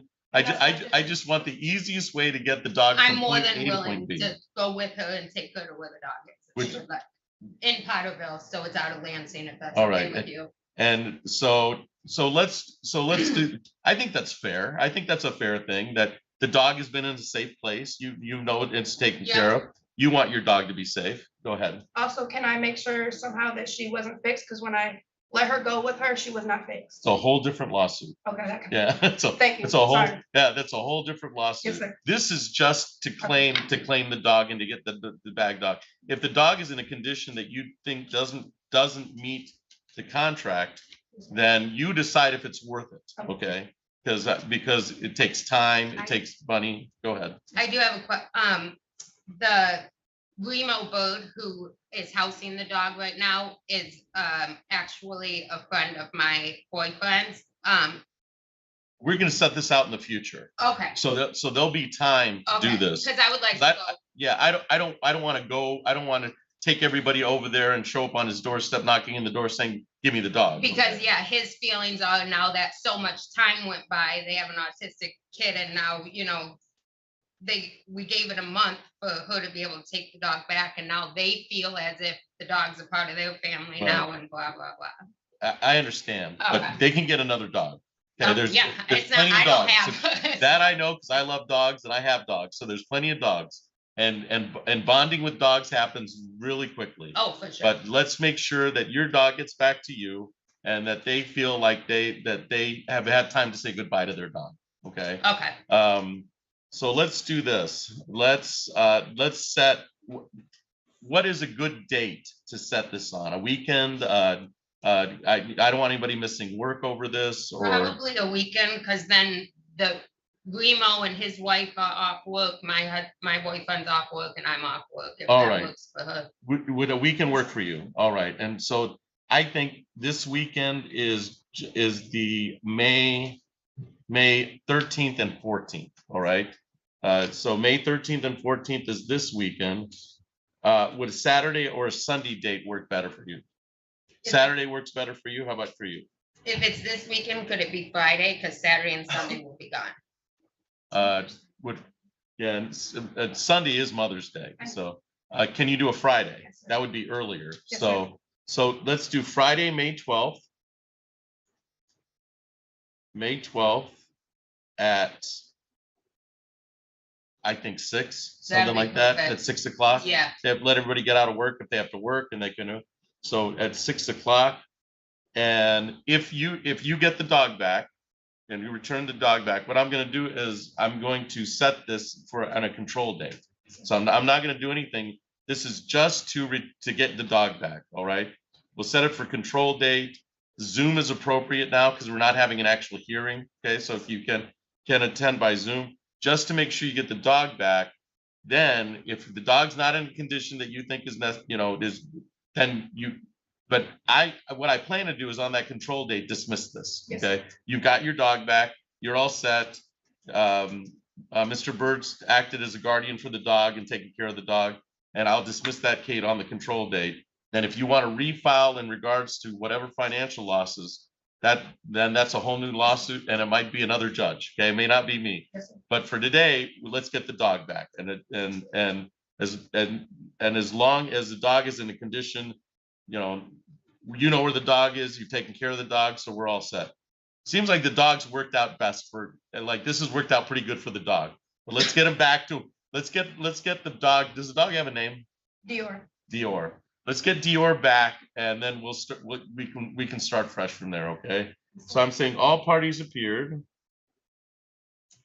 And we are going to, so the defendants to help transfer and provide assistance to transfer of dog on, we've decided May 12th at 6 o'clock. I mean, would you like sooner? Does sooner work for you? Anytime. I mean, I can take. As long as it's at 6 p.m. any day this week. All right, and as long as they have time to do whatever they need to say goodbye to the dog. Okay. But I'm gonna say by Oh, May perfect. 12th, okay? So by May 12th at 6 a.m., that's 6 p.m. But if you choose before, that's fine. I just want to make sure that they get to say whatever they need to say to the dog. Because it's important for them. It's important. So May 12th by 6 p.m. And then we're gonna set it for a control date. Probably after May 12th. How about we do it next Monday, which is the 13th, Okay, so we'll do it May 15th at 9:30. You can do that by Zoom. We're just setting it for control date. And we may not need that. If we hear from you and you've got the dog back, we'll take it off the schedule. Okay? Does that make sense? All right. Any questions you have of me? It's by May 12th, at least by May 12th. Now, if we get back on May 15th and something hasn't happened, then, then I'll start ordering things, okay? And so the only thing I'm ordering right now is transfer the dog by May 12th, okay? Question. And I am gonna go with her, obviously, Sure. to the house, and talk to Remo.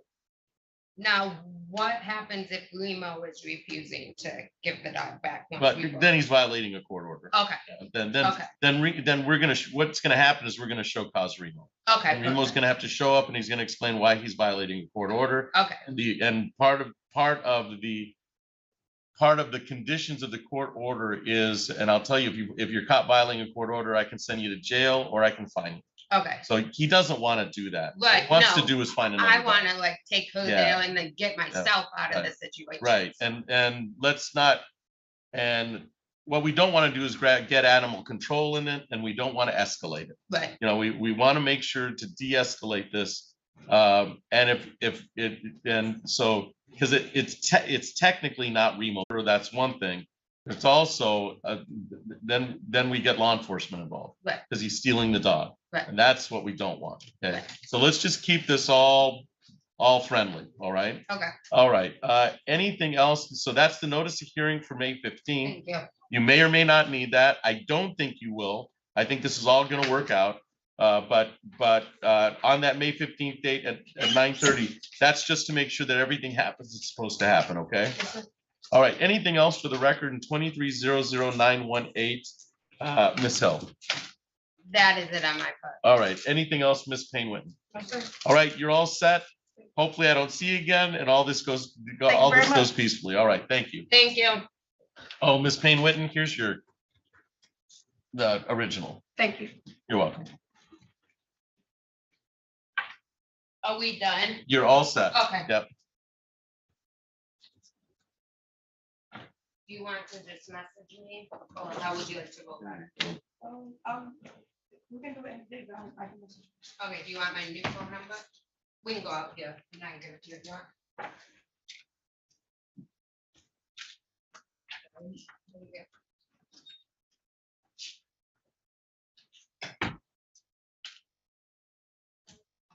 I'll tell you exactly what happened.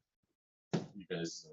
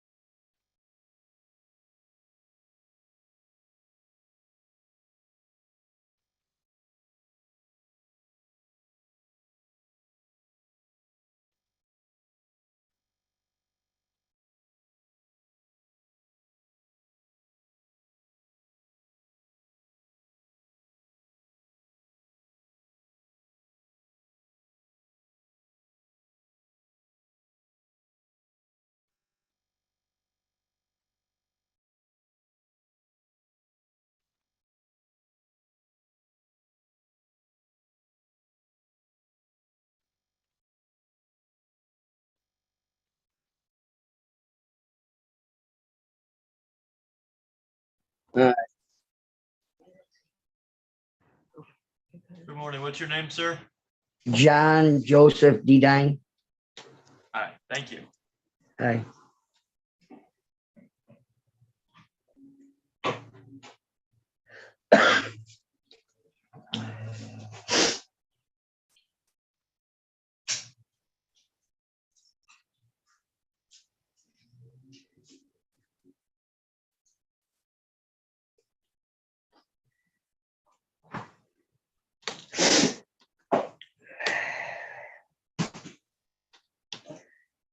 You need to drink of that coffee, that iced coffee or something. I don't know what's wrong. I can't breathe today. I don't know if it's pollen or what.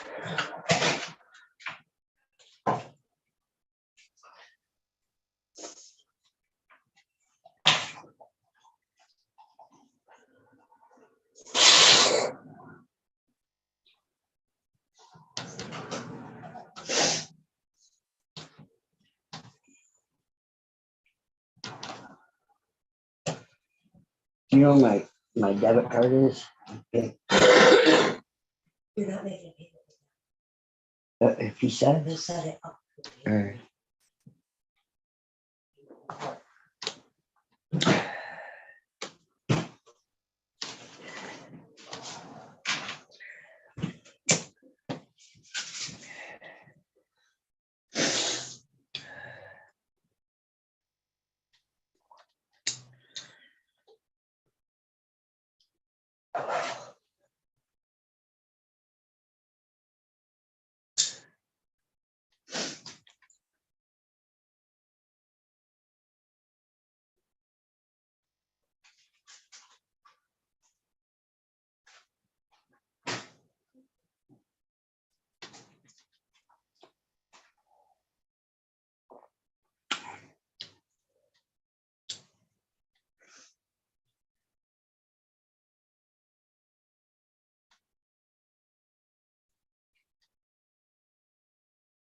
Wait, what's this say?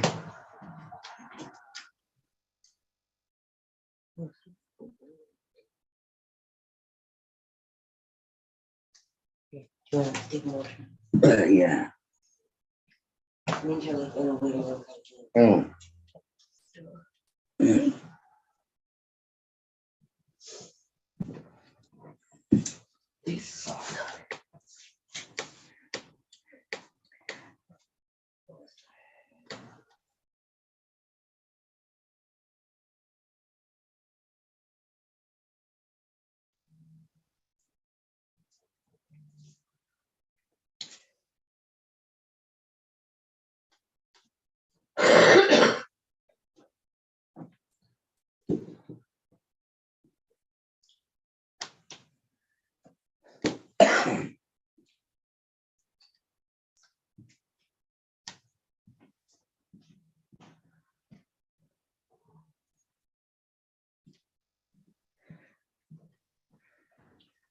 All right, Mr. Denine, we're ready to call your case. That's tickets 22L2727851 and 22L2727853.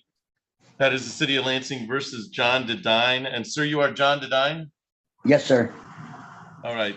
This time set for a show cause on a failed to pay on 2 tickets. I have one $105 ticket. What's left of your $105 for a failed? That one was for a traffic ticket, and then the other one's for no insurance, $165 for a grand total of $270. Do you need some time to pay that $270 amount off? Obviously you do. These Yes. have both gone into show cause. All right. So I'm gonna indicate that all the parties appeared. The parties appeared, and then you save a bench warrant being issued for you.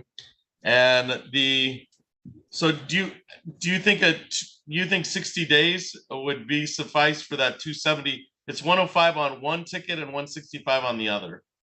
Yes, sir. I can have them paid within 60 days. All right. So we'll set this, so to be paid out in 60 days.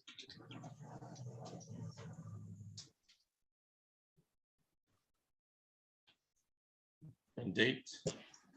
No, wait, that's good enough. We don't need a date.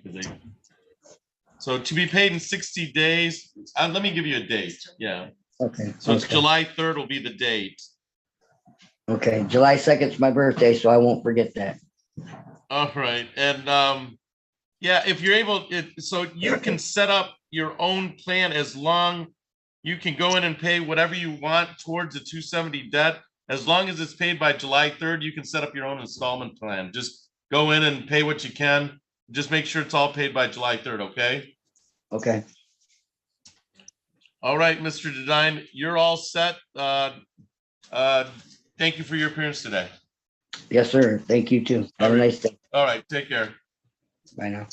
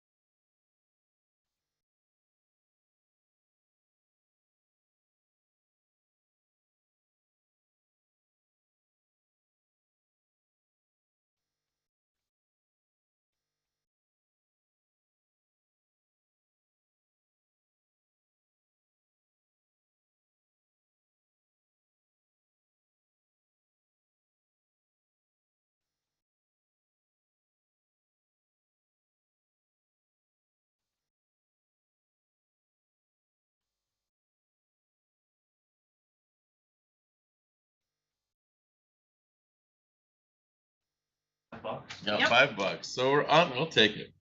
We're on the record in docket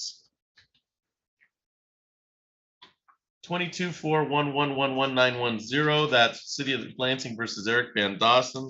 Time set for a show cause for $343.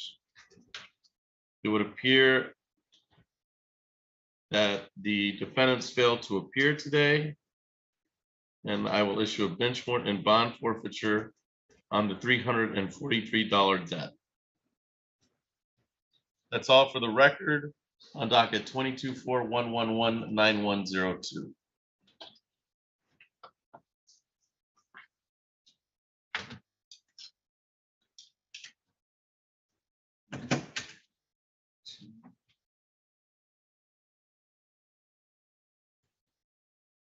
And then we're on the record in docket 22L2707661 and 663. 663 is gonna be warranted. So 663 has already gone to warrant. So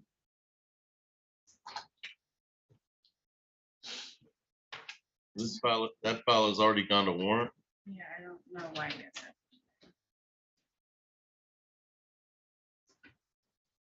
All right.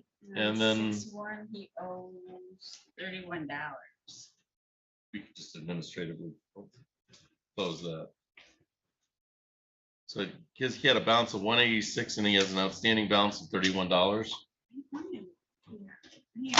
Yeah, This let's, 6-3 is not making any sense. to me.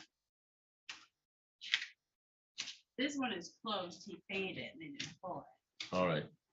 So So this, he has a warrant for the ordinance, he didn't appear. all right, so this one's closed. Nope, the 6-3, the one I have is closed. All right, let me write on that one then.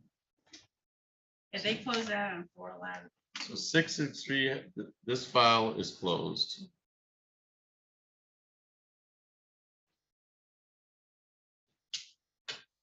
All right, that was closed. in the first time. all right,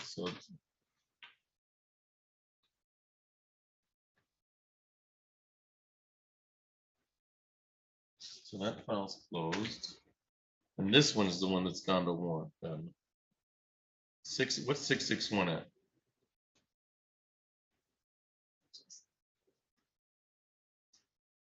Uh, 31, you can close that.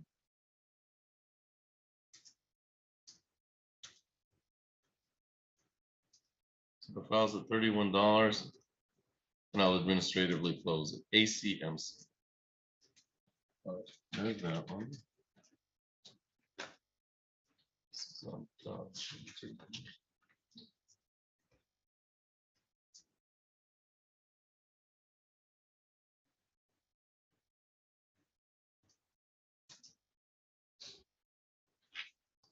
There's Dawson's. And that was on June. So we're on the record in docket 22L2698081.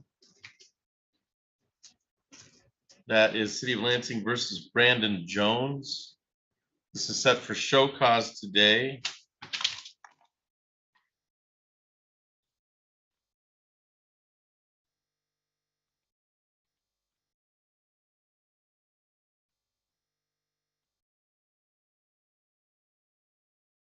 All right, it is now 11:23.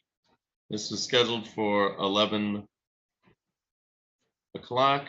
It appeared the defendants failed to appear for an outstanding balance of $258, and a bench warrant and bond forfeiture are issued.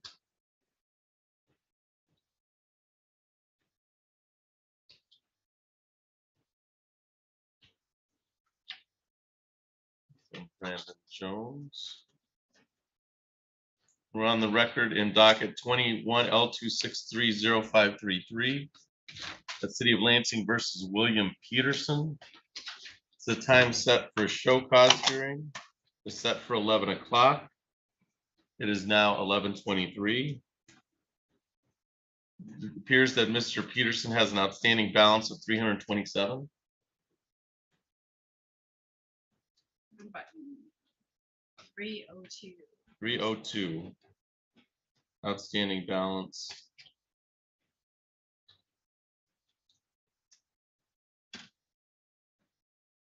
and a bench warrant and bond forfeiture are issued for the defendants failed to appear.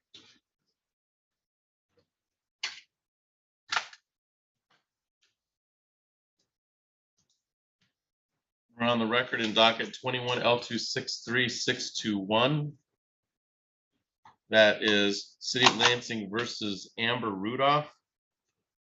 This was scheduled for 11 o'clock. It's now 11:24. It would appear that the defendant has failed to appear.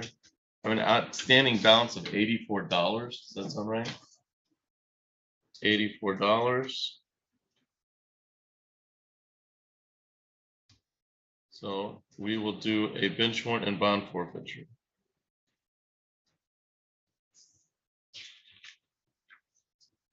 This is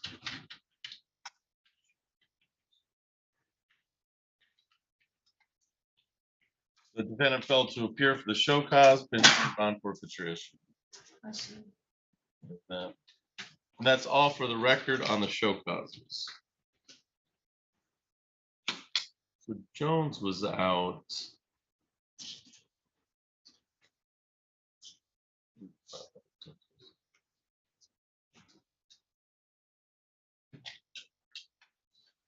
Jones.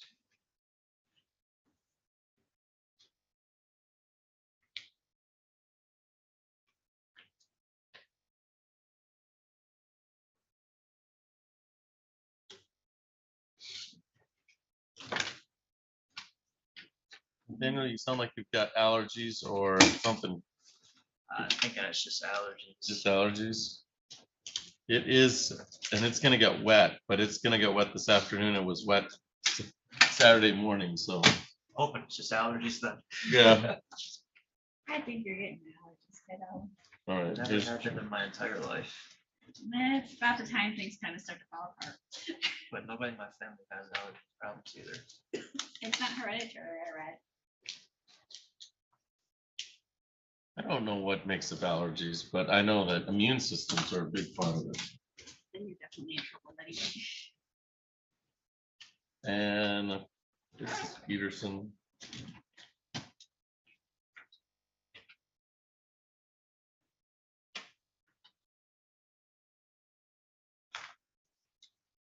All right. There's Peterson. I got one more come up. That's Rudolph, right? Yeah. Are you staying or going to see Karen? I think I'm gonna run home since we don't start till 1:30. We do. Gonna go see Lola and play with her a little bit, but she's we walk her at night now usually. We'll walk her after, but she loves this time of year. This is her favorite time of year. This is I have to fight to get her inside at night. Even though Michael backyard after he mowed it, I looked at Phineas and his feet are hurting, and I'm like, She just loves it, you know. I think dogs like to be outside. They like to hunt. They like to, you know. If I had my choice, I mean, you know, 9 times out of 10, you'd like to be outside enjoying the the outdoors.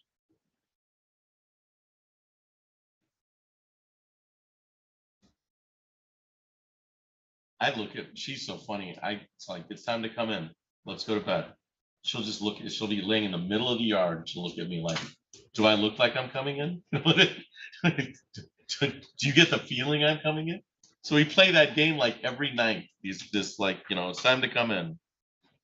You know, I think Elizabeth was at $84, right?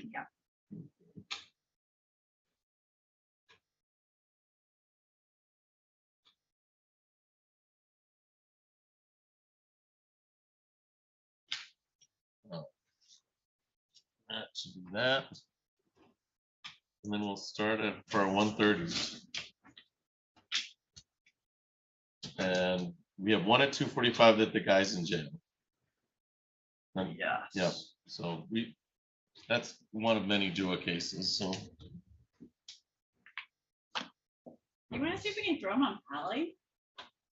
Just don't know how you do it here. Yeah,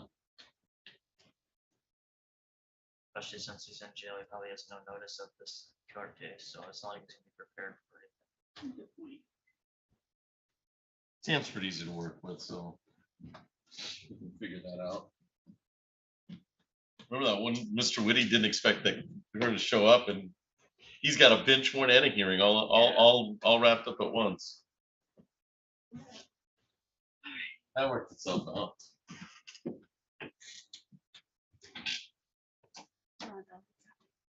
Yeah, you're done in here. My eyeballs, the one too squashed. It's like they have a film over, I can't even see clearly. And my glasses are not helping, I thought maybe that would help.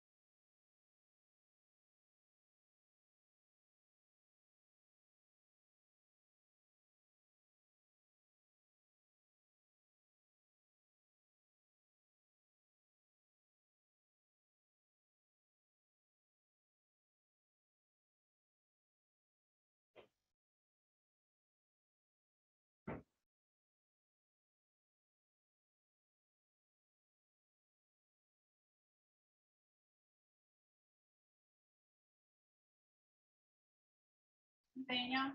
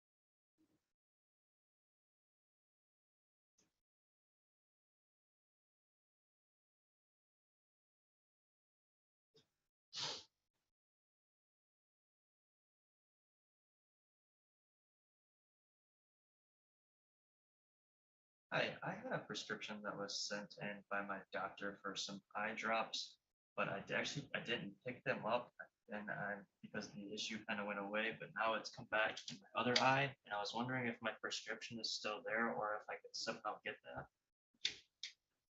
8297. Yes. Yes, it was. I actually got the text yesterday that it said it was ready for me still, but I don't know if it expired or 82, yes, August 2nd, 1997.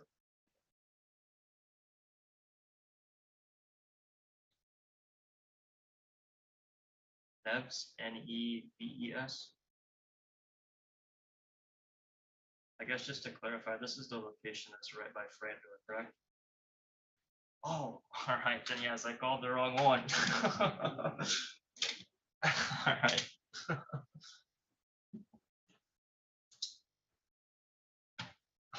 Okay.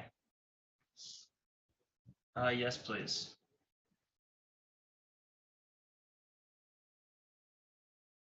All right, thank you so much. I appreciate it. Sorry. Bye.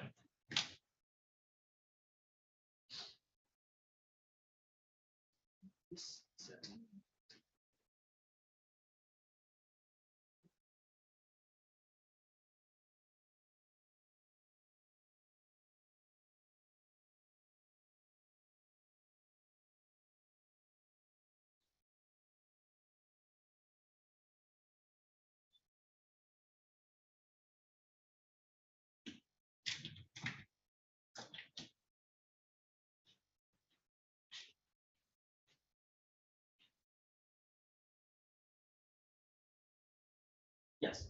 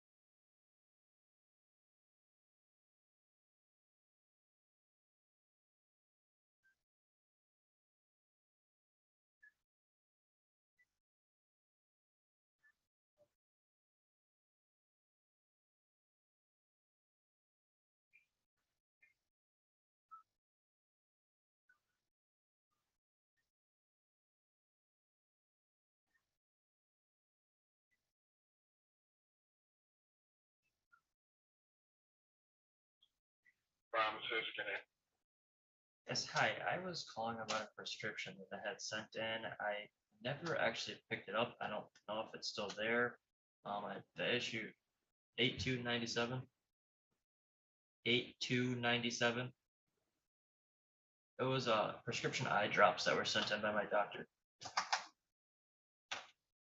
I think they were sent in last week, but I didn't pick them up. The issue kind of subsided, but now it came back in my other eye.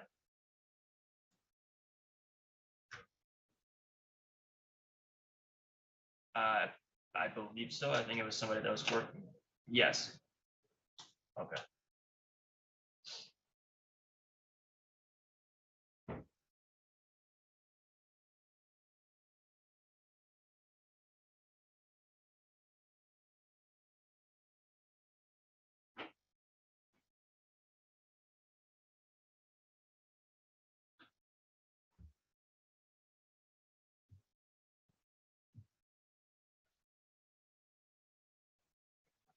Thank you so much. I'll be over to pick that up at ever get work. Yep. Bye.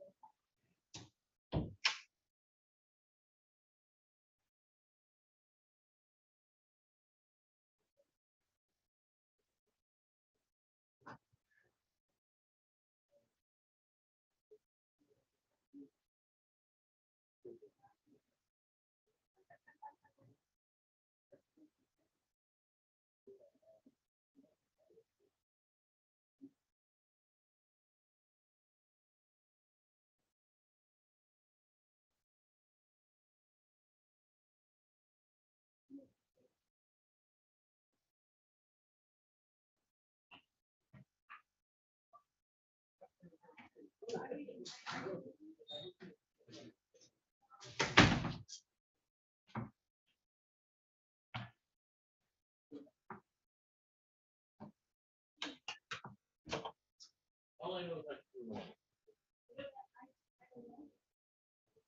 And I think that yeah. When you can put time into it, if anyone mistake, yeah, and so let's do an order and then we'll show how dinner. What was that? I mean, if he's willing to sometimes get one stuff.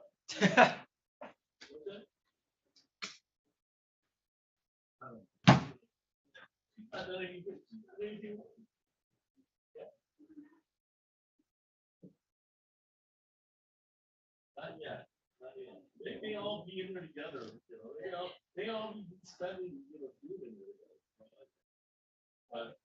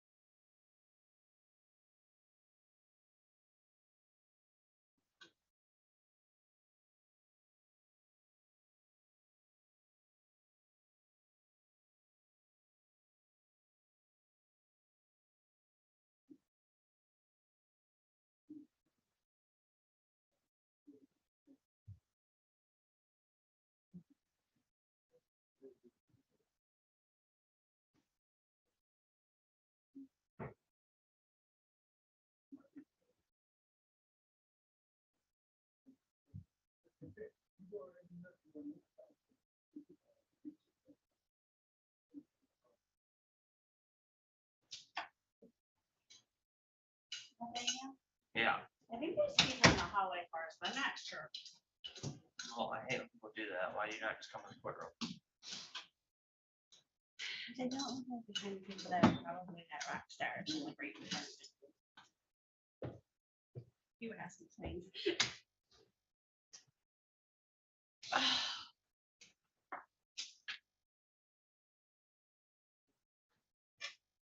I have no more energy after my salad than I had before. You what? I have no more energy after my salad than I had before. Oh,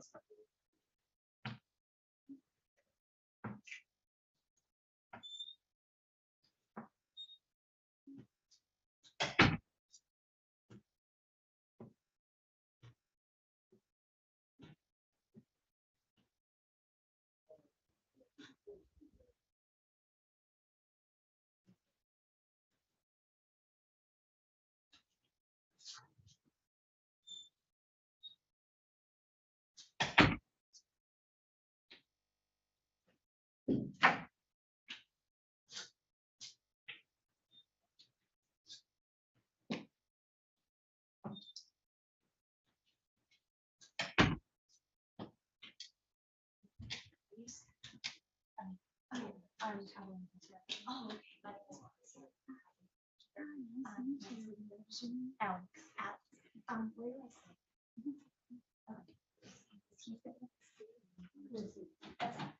Alex, where do I say? Just going names to faces.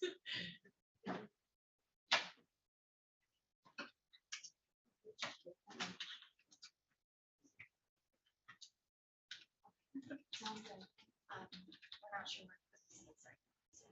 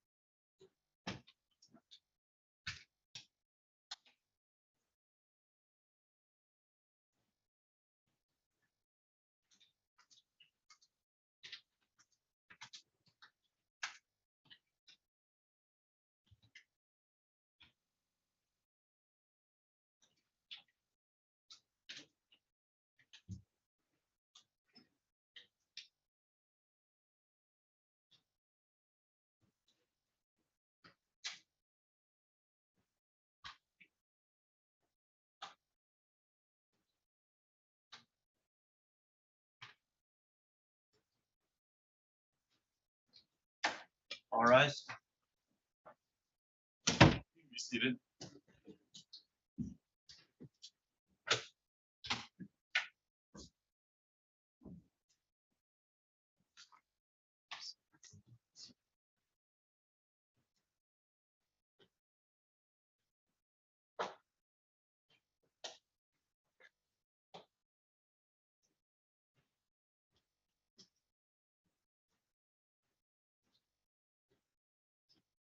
All right, do we have a representative from the Knapp Center Apartment Pallets? Is that you, ma'am? Yeah, yes, Your All Honor. right, go ahead, come up. And then is there an Alexis Robles or Curtis Homer here? Yeah. All right, then come up.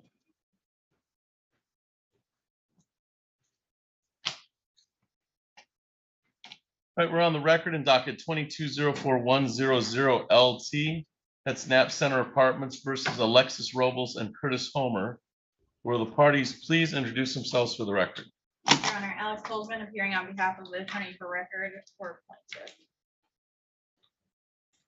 And sir, your name is Alexis Robles or Curtis Homer? I am Alexis Robles. Okay, and Curtis Homer's not here with you? He is not.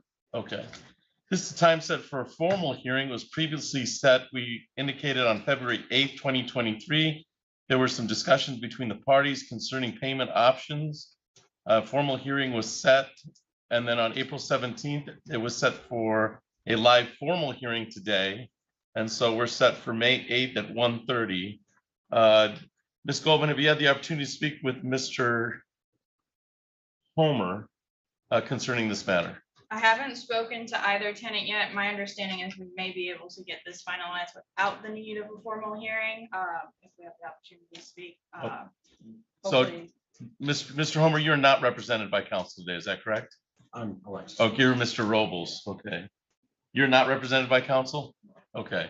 And you understand today was set for a formal hearing on the matter? Correct. So this is set to bring in any evidence for the court to consider.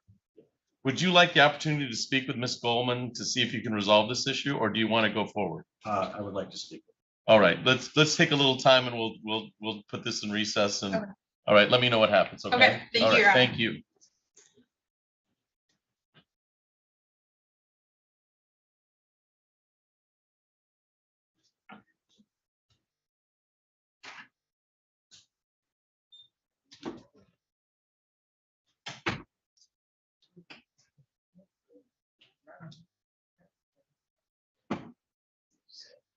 Wish they were on.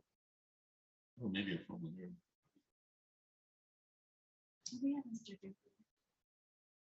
Yes. on the rest of the cases, except for Levine. Oh, and we have the one that we need to tell them about, right? That's the 245. Francisco White, yeah. See Neil Wright. Oh, he's the only defendant. Isn't he?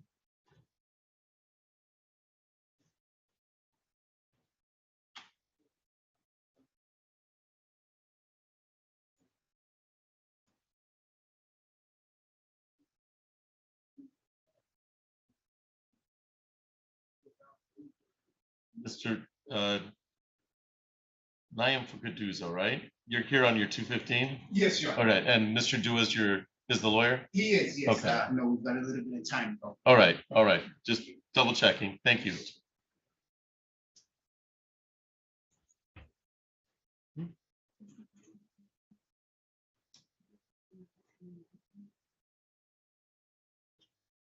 So Mr. Du I'm not sure.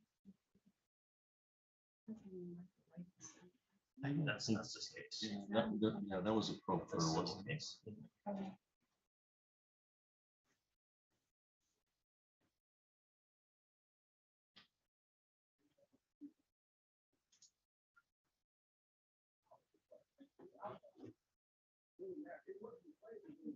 Goldman.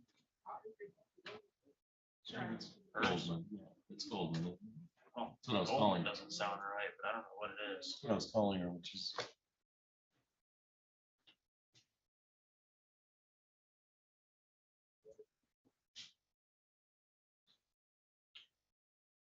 We've seen her before.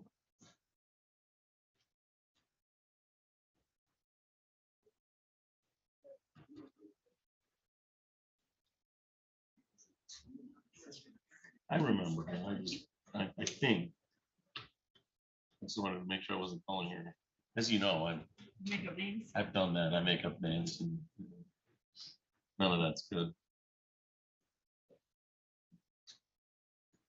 Don't let me forget Wednesday to tell Advent House to get us some cards.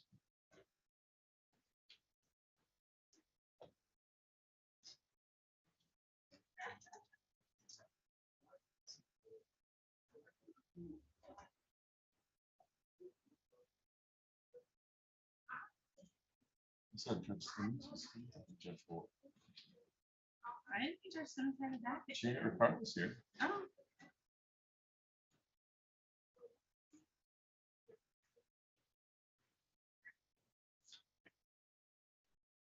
You can sign it for Judge. You can. Judge Simmons, her docket has her out of the office today. Maybe she just stopped in to see. So you leave town. You know. She asked us why not for tomorrow. Good for her.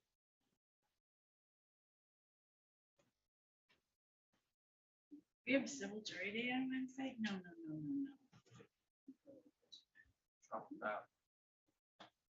One has a lot of attorneys. I thought that one's not going. Can't remember the last time a civil jury trial was before. Remember Enterprise first talking about John Dwayne and no homicides, and now here we are. You really thought that was. Hey. I want to bet with you. I want to continue this. This is good. This is good for my self-esteem. No. Okay, but if we have a jury trial on Wednesday, you're gonna see cheers. Do we have any formal? Do we have any consent forms? Yeah, 2 juries. Oh, that's it. Even jury instructions?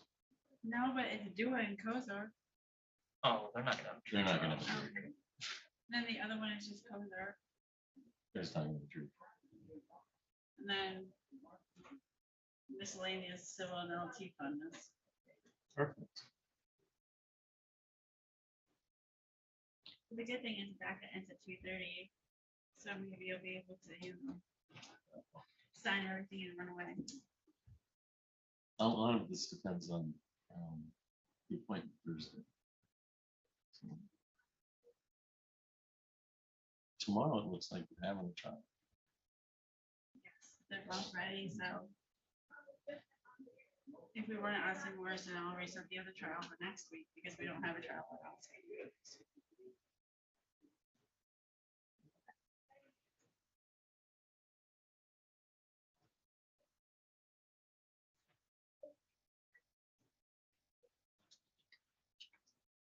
I thought we've had pretty good juries so far.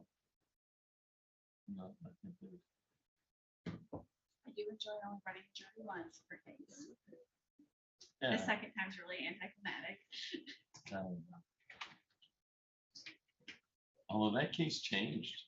Yeah.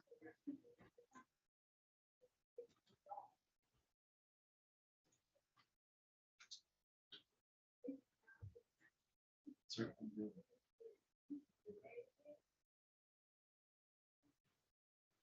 So we'll see how tomorrow goes.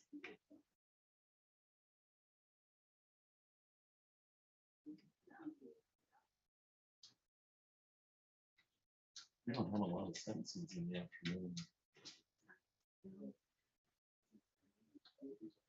You should be able to do that. It'd be nice if we get everything. So we're, That is like, no, it should be fine. you know, it's kind of nice that we can start at 10:30 and 11 and give them a regular break. And as long as the instructions, it's really not that. It's a lot of reading.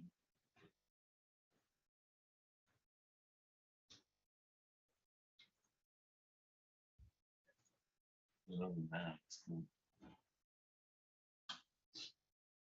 Maybe it's not heavy lifting, I guess.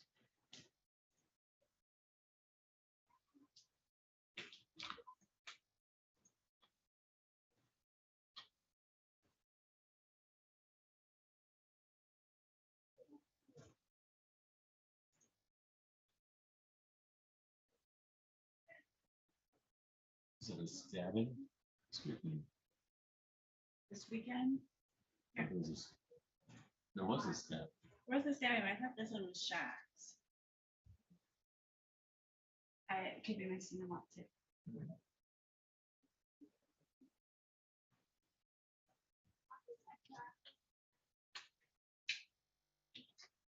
The stabbing wasn't the homicide, the stabbing involved family members and it just. Was it the blue parts? Yes. That's what I thought.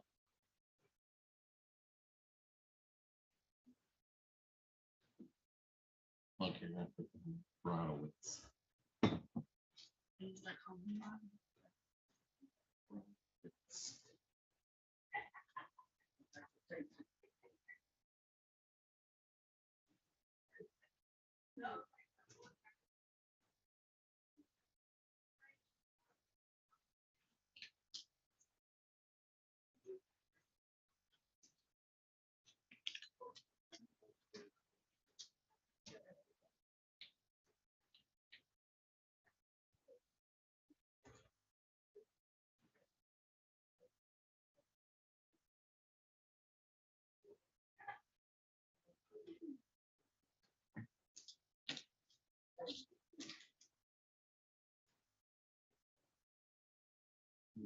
Hearing on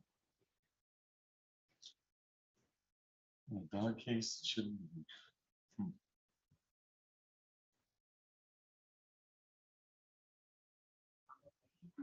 The shitty was down here at Rudder.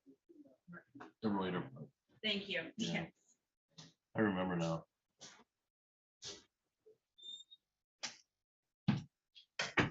Owens and that other guy? What's that? I said, was it That's Darian funny. Owens and that other guy? Wow, never thought of that. 48 Thanks for that. 48-year-old man. How old is he? Well, he's Around 48. I'd say he's around. I wouldn't mess with Darian or Daryl. Daria Owen.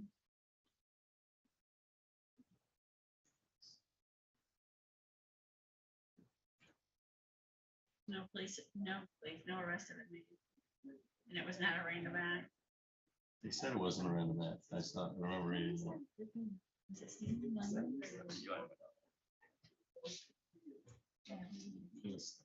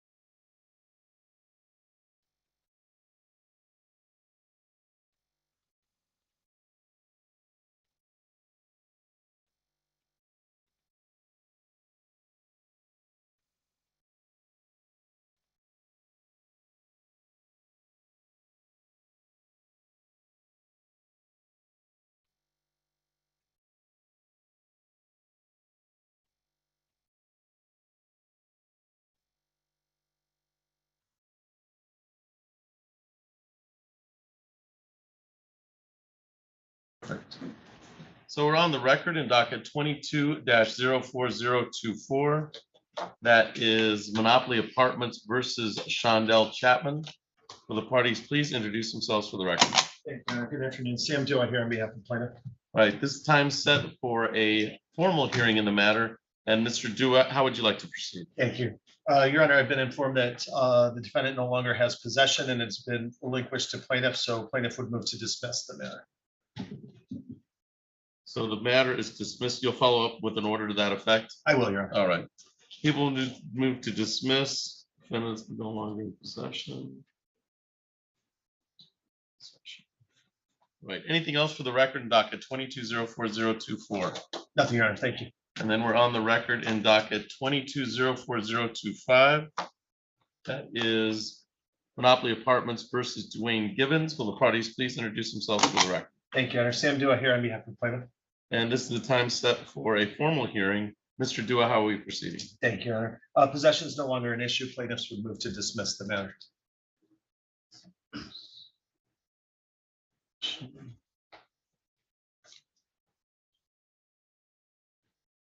And you'll follow up with an order to that effect? Yes, sir. All right, thank you. That's all for the record, docket 22-04025. And we'll give the 2:30s till, okay, we'll give the 2:15s till 2:30. Yeah, I'm pretty sure the termination case. I'm not even trying to pronounce the last names, but Liam Fakudza? yes, I Yeah. think that one's, I think we should be here. Like Takura's here. Yes. Yeah. And Masha? No, this is my mother. Okay. Haven't seen my sister though. All right. And then Peter Clement, is it that's defendant too, or is that Her husband. her My husband? sister's husband. All right. And then KPDW Management and Alicia Liscombe is the second one? Yes. Okay.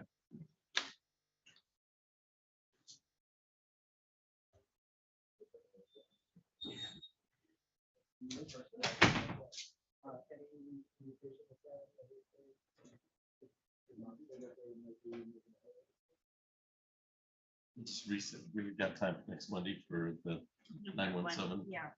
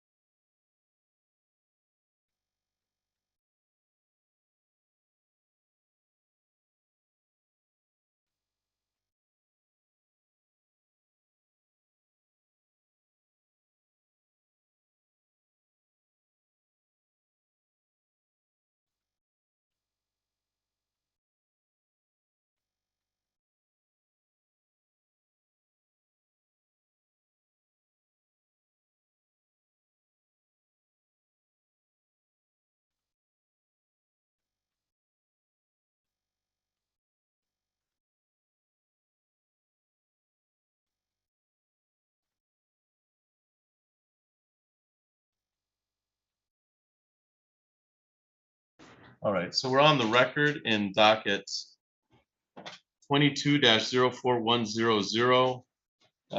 And Miss, is it Goldman? Tolzman. Say it again. Tolzman. Toldman. I knew I was mispronouncing that. All right, Ms. Toldman and Mr. Robles, you can come up. And then, sir, you are Curtis Homer on the Zoom? Yes, Your Honor. Yeah. All right. All right. And Ms. Tolman, you had the opportunity to speak with Mr. Robles. I don't know if you spoke with Mr. Homer too. You did? Yes. All right. So how are we proceeding today? We'd like to proceed by way of conditional dismissal, Your Honor. Okay, are there any terms you wanted to place on the record? Yes, the defendant shall pay the plaintiff pursuant to a move-out agreement. The further conditions on the conditional dismissal state that defendant/all occupants shall vacate the unit, remove all personal property, and surrender all keys to the plaintiff by noon on 5/29. By noon on 5/29. Yes. Okay. The parties acknowledge that their rental arrearage shall be handled via the move-out agreement, release, and payment plan executed between the parties, and further acknowledge that they are not waiving any claims for unpaid rent, damages, or defenses. So it's a vacate date by May 29th, and then you've put in a plan on the past rent. Yes. Okay. And Mr. Robles, is that your understanding of the agreement as we've stated on the record? Yes, Your Honor. All right, Mr. Homer, that's also your understanding? Yes, Your Honor. All right, and Ms. Toldman, is that something you're presenting to the court today, or were you, Yes. okay? I So, just would like to know if I have Mr. Homer's permission to sign these documents since he is not here. all right, Mr. Homer, since you're not here, does Ms. Tolman have the authority to sign your documents based simply on what we placed on the record? Yes, she does, Your Honor. All right.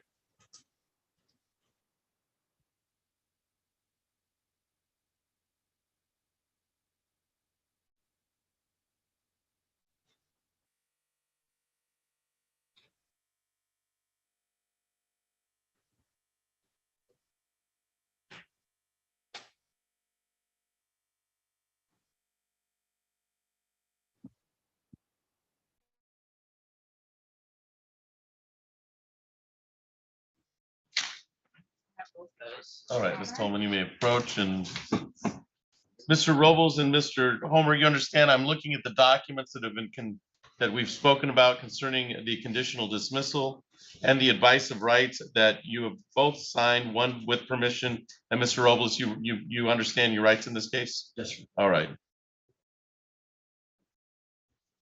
And part of this is the MCR 4.201, what we call the 56-day rule. You understand that you have some grace period in this, but really the dismissal speaks for what you signed. You understand that? All right.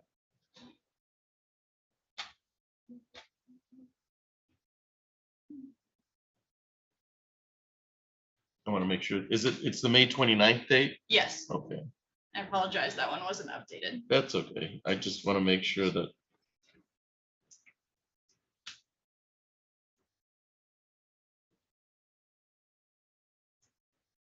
All right, I will sign the order to that effect. And Mr. Robles and Ms. Tolman, you can get a copy of the order from my court officer. Anything else for the record in docket 22-04100, Ms. Tolman? No, Your Honor. Mr. Robles, do you have any questions of me? No. Mr. Homer, do you have any questions of me, sir? No, Your Honor.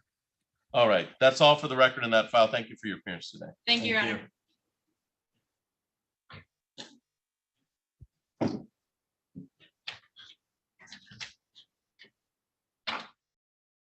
There's an advice of rights in there too.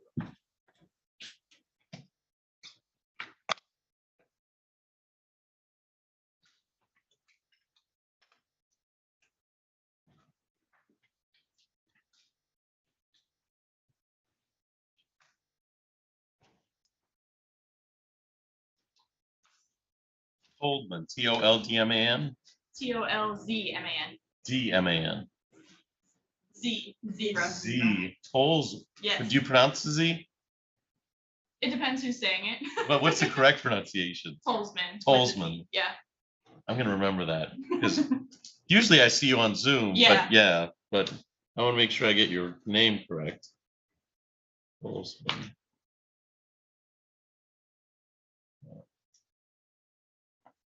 I need to do that or else I'll start making up letters and stuff, and that's not how you do it.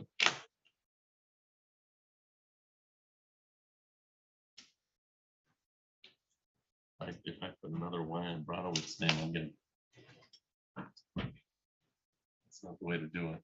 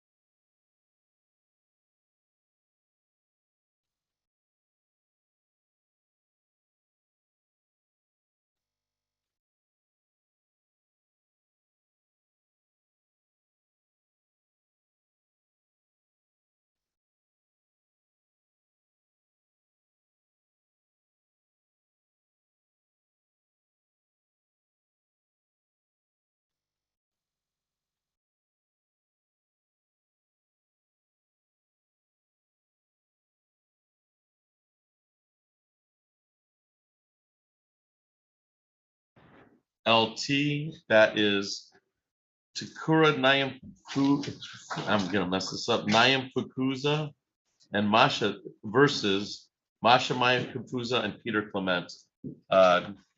Will the parties please indicate themselves for the record? Opposite sides. Good afternoon, Your Honor. Sam Dua here on behalf of plaintiff. All right, and is there a Masha Mayam Kafuza? Right, you can stand right here. And is there a Peter Clement here? Okay. This is the time set for a formal hearing today. Mr. Dua, how are we proceeding today? Thank you, Your Honor. I had an opportunity to speak with defendant Masha, who is here and present in the courtroom, and unfortunately, we were not able to come to terms on an agreement. So it sounds like we'll be proceeding to formal hearing on that one. Okay. However, plaintiffs would move to take a default possessory judgments as to Peter Clement. All right, so Mr. Clement's not here, all right? He could not come, so he asked for basically whatever applies to myself, with him. But And we he's- also have a He has to be here in person, okay? Yeah, so we'll handle that separately, but Okay. let's go forward on the hearing on this case, all right? because basically, I mean, at this But- point, but- if that's the way it's gonna be, I mean, just go ahead and you can just go ahead and default, because I have to be, and I needed to be excused. Pardon me, sir, But let's go ahead and start the what hearing. happened, I just wanted to, All right, before we started, and like by 2:15, because I have a child. we should be fine, okay? Thank you. I just All wanted right, to- all right, Mr. Dewey, you may proceed today. Thank you, Your Honor. Plaintiff would call Takura Niyamfukuza to the stand, please. All right, we're gonna have you stand right there and we're gonna have you say and spell your first name and last name so we get it right. Yes, good afternoon, Your Honor. Takura, Takura, Nyamfukuza. That's Nyam for Mike, F for Foxtrot, UKUDZA. Thank you, sir. Please raise your right hand. You solemnly swear affirm to tell the truth, the whole truth, and nothing but the truth under penalty of perjury. I do. All right. You can have a seat. Please project for recording purposes. Mr. Dewey, you may proceed. Thank you. May I call you Takura? Yes. For my please. own peace of mind, please. Thank you very much. Takura, are you familiar with the property located at 2415 Barstow Road in Lansing, Michigan, 48906? Yes, it's 2514. Excuse me, I misspoke. 2514. Thank you Yes, for I am. correcting me. How are you familiar? I'm the owner. I have owned that home since 2016. Thank you. Are you familiar with who is currently residing in the home? Yes, my mother, Tandwe Kanjanda, my sister, Masha Nyamfukuza, her husband, Peter Clement, and my nephew, Chitsizo Clement. Thank you. Did there come a time where you or the other residents of the property needed a change in the residency, if you will, a change in the occupants of the premises? Yes. Thank you. And to that effect, on or around November 10th, 2022, did you send a notice to quit to Masha and Peter? As a matter of fact, I served my sister personally, and we exchanged some text messages where she acknowledged the document. But the short answer is yes. Thank you. And in that notice to quit, do you recall the date that you requested to regain possession of the premises? I do not, but if I could see a copy, that Sure. would certainly. If I said December 15, 2022, would that sound approximately correct? Correct, yes. So in fact, then you, in that notice to quit, you gave them slightly over the 30-day minimum that was required. Is that correct? I most certainly did, yes. Thank you. Is this a residential use property? It is, sir. And is it fit for that use? It is. To the best of your knowledge, are defendant Masha or defendant Peter Clement either minors, No, neither. incompetent, No, or in the military service? no, never. Was there ever a written lease agreement between yourself as the owner of the property and any of the named defendants in this matter? No, we did not execute a formal lease. Okay. So then I can surmise then, to the best of your knowledge, this is a month-to-month living arrangement. Is that correct? Yes. Thank you.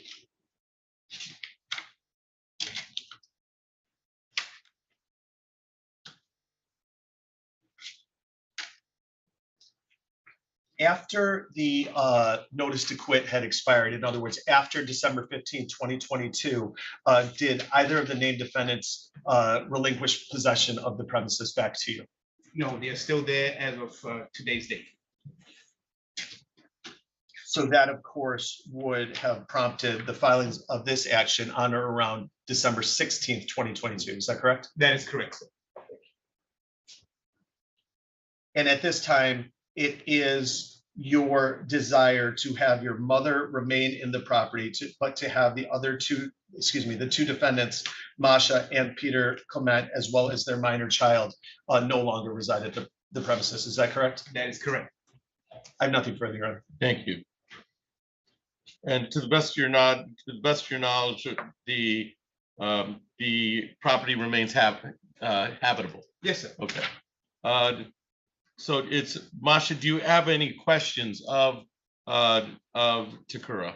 And you have to place it in the form of a question before I take a statement. I will take a statement from you.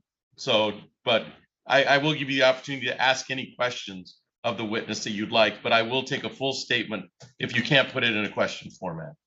Do you understand that? I don't even know what questions I. All right. Ask. So then maybe I can. I'll just take a statement from you later, okay, ma'am? Okay. All right. Mr. Dua, may the witness be excused? Yes, Your Honor. Thank you. All right. So the witness is excused. Thank you for your appearance today. Thank you, Your Honor. Mr. Dua, any further proofs? No. Nothing further, Your Honor. Thank you. All right. Thank you. Ms. Masha, do you have anything you'd like the court to consider? And you can do it from here. And I'm gonna take your full name and have you spell your last name, and then you can tell your side of the story. But let's go ahead and have you spell your first name and last name for the record. Okay, my first name is Masha. Okay. And last name is NYANUPFUKU. All right. And I'm gonna have you raise your right hand. Do you solemnly swear or affirm to tell the truth, the whole truth, and nothing but the truth under penalty of perjury? I do. All right. All right. Go ahead and tell me, go ahead and tell me any evidence you want me to consider, anything you want me to consider in this case. Basically how we ended up coming to be in the residence. We were coming from New York under mutual invitation. I mean, we didn't just bust in. We didn't have any, when we came, she wrote a letter. Unfortunately, and she can say I'm lying or not, even explaining, why don't you come over to Michigan? This was an ongoing process. Please come to Michigan, especially for the kid. There'll be lots of space for him to run around. So we came under that. However, the thing is, the challenge that we have faced is my child has got, he's under what they call ESP, which basically means he has got some special needs in pathology, and right now he's being evaluated for autism. And this all started when we got, before we came. And when we came, trying to enroll him into the school, it took forever. And during that time, all his services are tied to this address. Okay. September, we came in March. September, you guys are leaving because basically March and September of what year? March of last year. We came here in March of last year. So that's 2022. Correct. Okay. And then starting from there, unfortunately, he's a kid. He's got issues. My mom is like, you guys, I work night shifts. He has to be quiet. And we're like, you already understand those issues. Myself and my husband, we have some challenges. I understand. But she's like, my blood pressure is getting high. You guys need to leave. And I'm like, okay. At no point did I ever say we're not going to leave. But really right now, oh my gosh, just even bus transportation to this, just to get bus transportation to this address, it's like such an issue. So I said, probably at the end of the school year, unfortunately, in the last 2 weeks,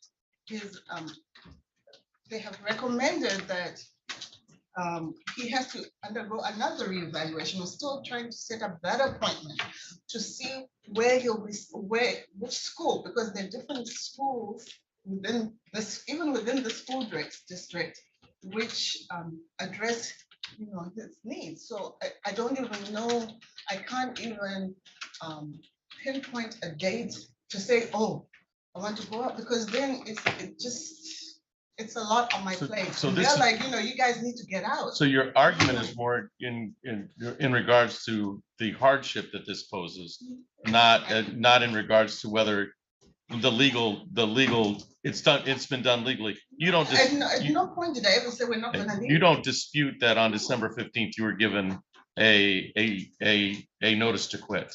Yeah, and I told her, I told them, they were like, well, just give us a date when you leave. And I'm like, if I can give you a date when the education department can tell you we're going to put him in this district Right. and all his services. You may not have that in the spring. I mean, honestly, you may not have that date, okay? So, And this is what, like, his attorney, he asked me earlier, like, can you give me a date when it would happen? I'm like, I can't. So he's like, well, legally, you have 10 days to leave. And I'm like, well, if that's be the case, I don't know. And then maybe I can tell the school district. that maybe you this can is tell the this. school district that you have a date now. I completely understand. I have some familiarity with Very frustrating. with dealing with a school district and a special needs student. And it doesn't happen overnight, okay? It's just the way it is, all right? So you may need to take them a date in order, and you may need to apprise any type of contact information and make sure that they have a way to contact you in regards to this. But I don't see this as a legal issue. I really see this as a hardship issue, and that's different than a legal issue, okay? At no point did I even Right. ask them as Right. parties. I never said no. Right. I even basically, and they were like, well, you have to give us a date when you're going to leave. Well, we're gonna work on the date right now, ma'am, okay? We're gonna work on the date right now. So I find very little in regards to legal issue here. I do believe that the plaintiff has met their burden of proof by preponderance of the evidence. I do believe that you've been given a notice to quit and the paperwork's all valid. So right now, we're just looking at an available date for you to move out, okay? And also something maybe you can take to the school and say, this is the date and I need to be contacted at this new address, or we need whatever transitional needs to be done. So I find by preponderance of the evidence, so I find by preponderance of the evidence, the plaintiff has proven their case in regards to the legal issues in the matter. And Mr. Dewitt, do you have on the record, do we have a date that will suffice, or do you want it 10 days from the date that I sign the order? Your Honor, plaintiffs would prefer 10 days from the date you sign the order, leaving it up to plaintiff and defendant to further right. exercise grace period under the 56-day rule. All right, so I will sign the order that's submitted to the court, and then you'll have 10 days from the signature of that order, okay? So hold on, ma'am, because I want to make sure that we do the second defendant also, because there's a default in that regard for his failed to appearance. But it's really just caught up in the same. And I would like the opposing side that as of this point, then please do not contact me. I do not want to hear from them every day. All right, well, I'm gonna. And I will gonna, be out of their house. Okay, I'm gonna. And I'm gonna let you work out those issues. I issues. will never, So. I'm not allowed back there anyway. I'm no longer welcome in their homes or in their lives. All right, That's so okay. plaintiff's preponderance of the evidence is proven.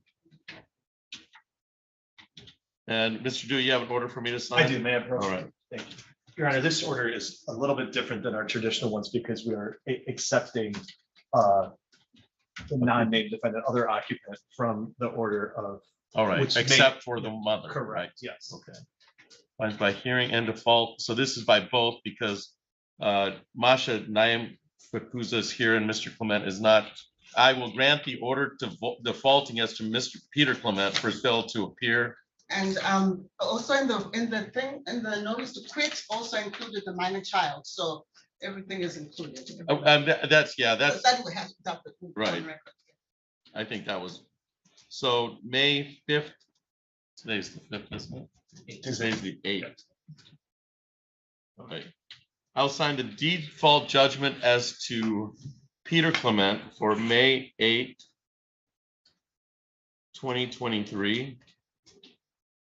And then I will sign, and we have the May 18th date for the vacate date and the appeal date. And I'll sign the order to that effect. And what is the appeal date, sir? I don't So it's May understand. 18th. What does that mean? True date? That means you get from today's date, which is May 8th, you get till Thursday, May 18th to set aside this order and to seek appeal. That you get that right. You also have May 18th to vacate the premises as I sign the order today. Okay. And we'll give you a copy of this so you have it. All right. All right. So order signed.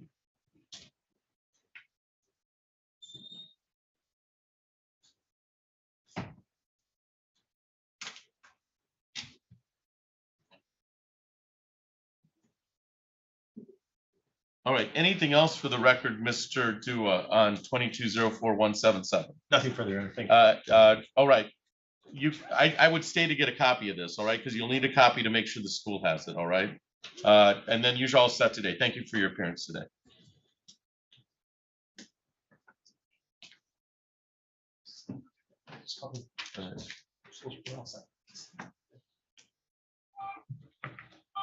And then did you want to do?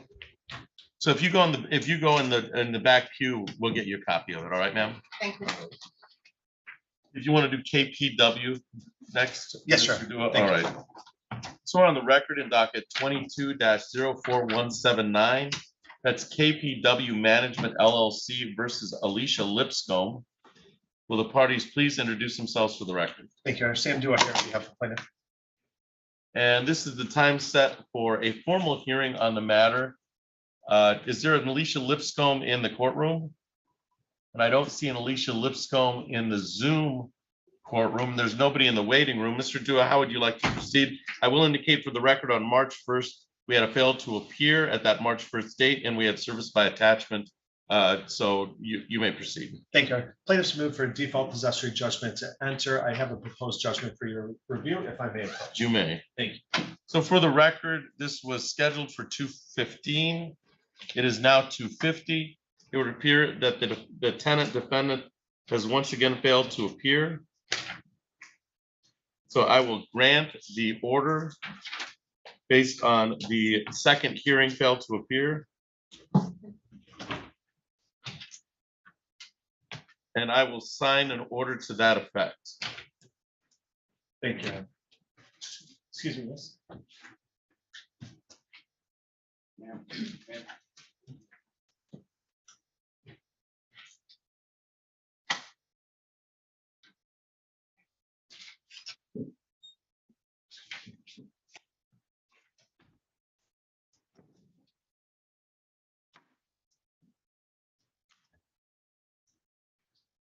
All right, and I've signed the order to that effect.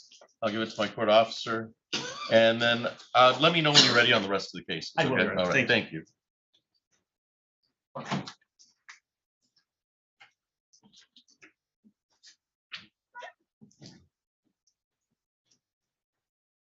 All right, so I'm gonna take a break. And you can take a break.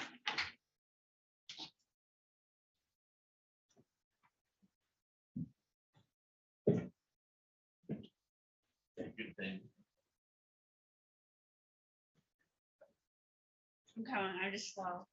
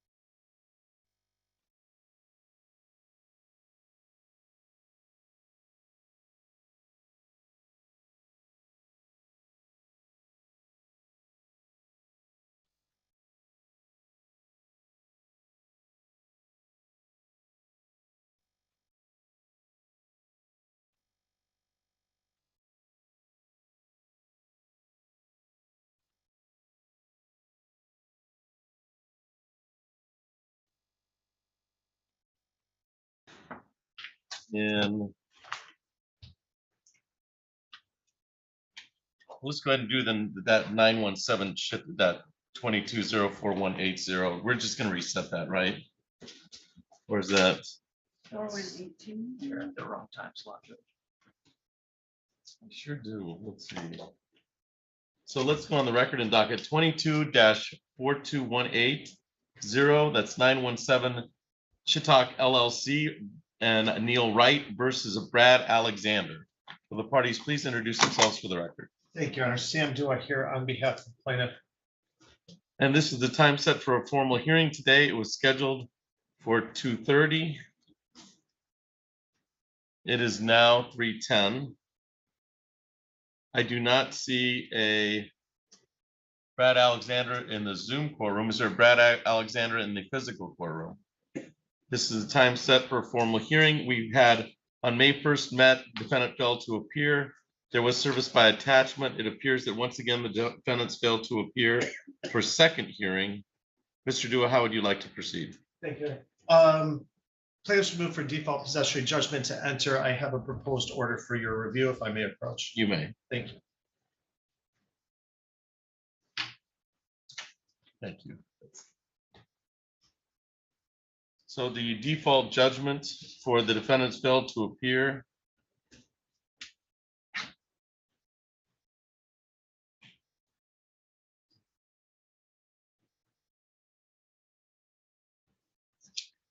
Is signed, and then the judgment concerning, and this is the default possession judgment with a total of 6809, is that correct? Yes, Mr. sir. Dua? All right, I'll sign that also.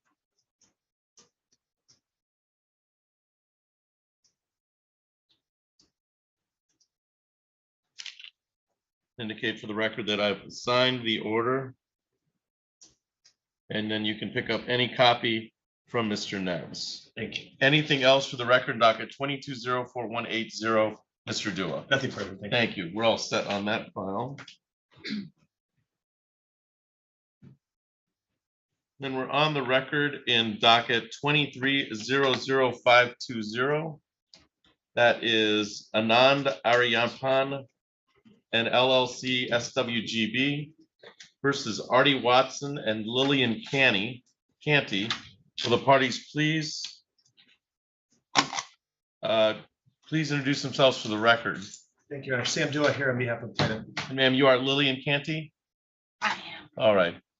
This is the time set for a formal hearing today. I would indicate for the record the case was dismissed as to Artie Watson. The last time we met on March 1st, 2023, it was not dismissed as to Ms. Canty. Formal hearing was set. Mr. Dua, how are we proceeding today? Thank you, Your Honor. Just for the record, when we did dismiss as to Mr. Watson, somehow, some way, the entire case was dismissed. Okay. We did put it on the record last time, but I would just like to All right. state that that was only for Mr. Watson. And yes, Ms. Canty is here today. I had an opportunity to speak with her prior to the hearing. We have come to terms on a proposed consent judgment for your review, if I may approach. You may. Thank you. Thank you, Mr. Dua.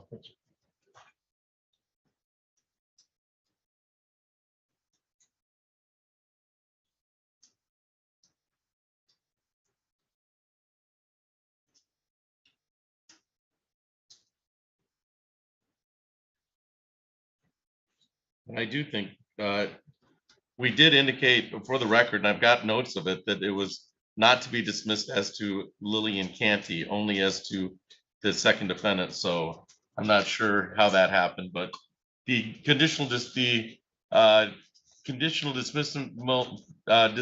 is in the amount of 4794.77. Is that correct, Mr. Dua? Yes, sir. And that's correct, Ms. Canty? All right. It's a May 18th date. Is that correct? Yes, sir. All right.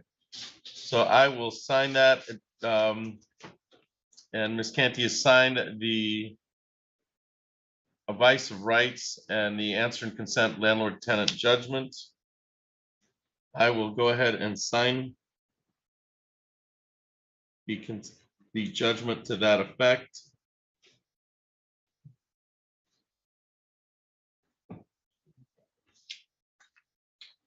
I'll indicate for the record that I've signed the document.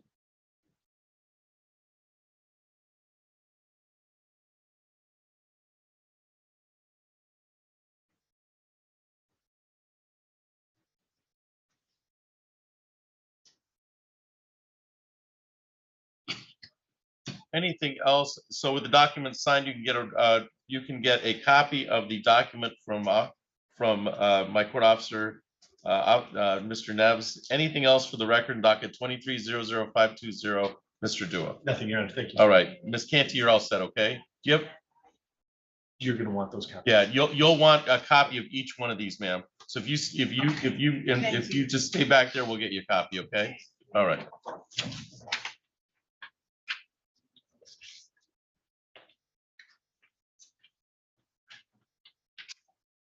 Let's go ahead and put that one is the one that's we're Yes. resetting, right? Francisco White's. Yeah. So we're on the record in docket 22-04182. It's 917 Chittick LLC versus Neil Wright versus Francisco White. Will the parties please introduce themselves for the record? Sam Dua here on behalf of the plaintiff, Your Honor. It came to my attention in really late morning. All the parties appeared at the set for formal hearing. That at least Mr. White, is my understanding, is currently incarcerated. So in order to make sure that he's either here by Polycom or he gets here, we're just going to set it out 1 week, is my understanding. Does that work for you, Mr. Dua? Yes, sir. All right. So I'm going to indicate that for the record that tenant Francisco White is incarcerated. Formal hearing is reset. And we'll set it for 1 week from today. So May 15th at 2 o'clock, Mr. Dua already. So May 15th at 2 o'clock, and you're already here on that time. Thank you for the consideration. All right.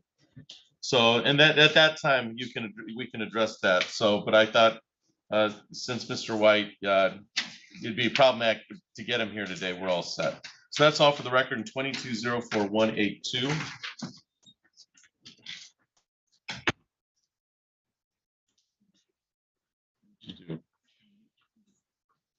All right, and then you've got a 3 o'clock. We can call Mr. Dua if you're ready to go on that. That's the last one. All right. Great. Then we'll call the rest of ours. So we're on the record in docket 22-04399. It's Monopoly Apartments versus Robert Crenshaw. Will the parties please introduce themselves for the record? Thank you, Your Honor. Sam Dua here on behalf of the plaintiff. And this is a time set for a formal hearing. It was scheduled for 3 o'clock. It's now 3:17.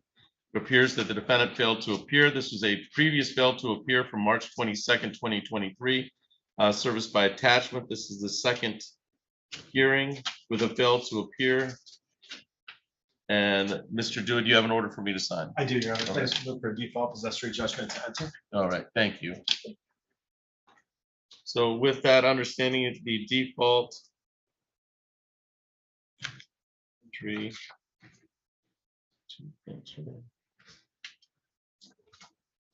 That's in regards to the default entry. I'm signing for the fail to appear on 5/8/2023.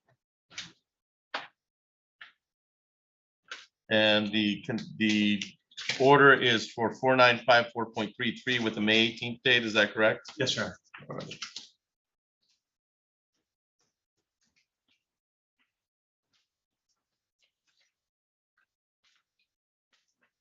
All right, anything else for the record in docket 22-04399, Mr. Dua? Nothing further. All right, you should be all set. Thank you very much, Your Honor. Thank you. And then we're on the record in docket 22-04294. That is Huntertown Properties versus Tamara Bruce. Will the parties please indicate their appearance for the record? Good afternoon, Your Honor. For the record, Daniel Landman, P35797, on behalf of the plaintiff. All right, thank you. This is the time set for a formal hearing in the matter. It's scheduled for 2:45. It is now 3:19.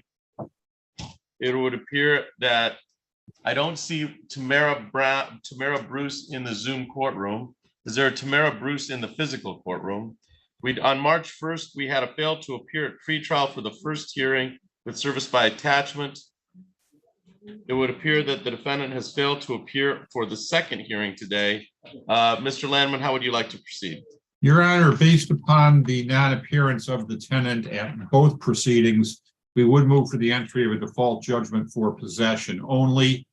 Based upon my client's books and records, the current rent to retain is $5,423.53. Costs are $167.50.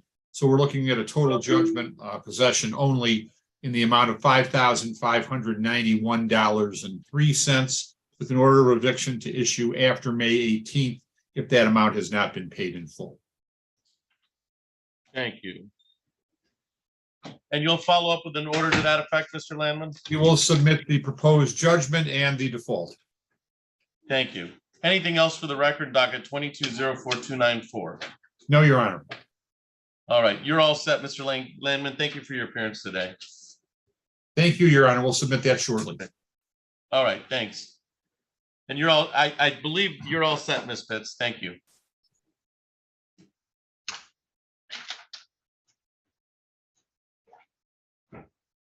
And then are you here for GAN? Okay.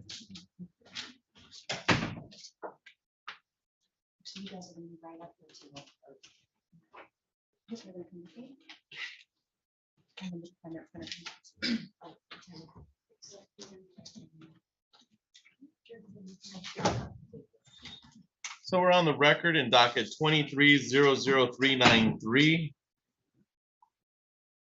Time set for formal hearing. Will the parties please introduce themselves for the record? Attorney Samantha Sprague, P81931, appearing on behalf of the plaintiff, and with me as a property manager, Ms. Alicia Orozco. How do you say your last name, ma'am? Orozco? Orozco. You get the drill right. All right, and ma'am, you are Teresa Starks? Yes. Okay. Yes, sir. All right, thank you. This is the time set for a formal hearing. Ms. Sprague, how are we proceeding? Your Honor, at this point, we are receiving a judgment for possession and for money judgment due to the non-payment of rent. All right, is this going to be a hearing or Ms. Starks, is there anything, any indication today on how much rent is owed in this matter? Currently, including court costs, it's $1,887.39. So how many months is that? That is, she's made partial payments throughout several months. I'm just wondering, Ms. Starks, are you contesting the fact that you owe the money? But I already paid 700. I just gotta come up with 1,400. All right, but Your Honor, if I may, Ms. Starks just arrived, so we haven't had a chance to have did a you want conversation. to talk to her? Absolutely. We can have a brief. All right. brief So conversation. Ms. Starks, I'm going to let you speak with the legal representative of Somerset Senior and to see if there's a way to resolve this rather than go to formal hearing on this. All right, ma'am? All right. So I'll step off the bench. You can use the courtroom if you want. Okay, All right. thank you so much. Thank you. All rise. Should look at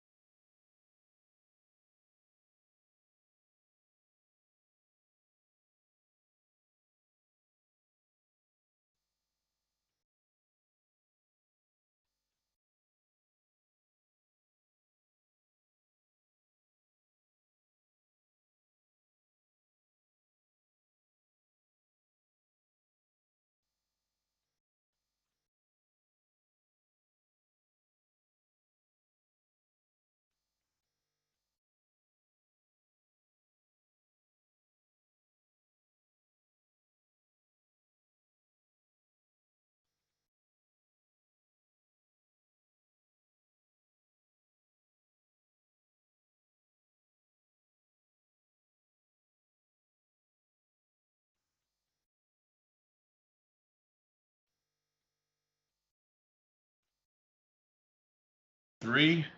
And Ms. Sprague, did you have the opportunity to speak with Ms. Starks? I did, Your Honor. All right, and what came out of that conversation?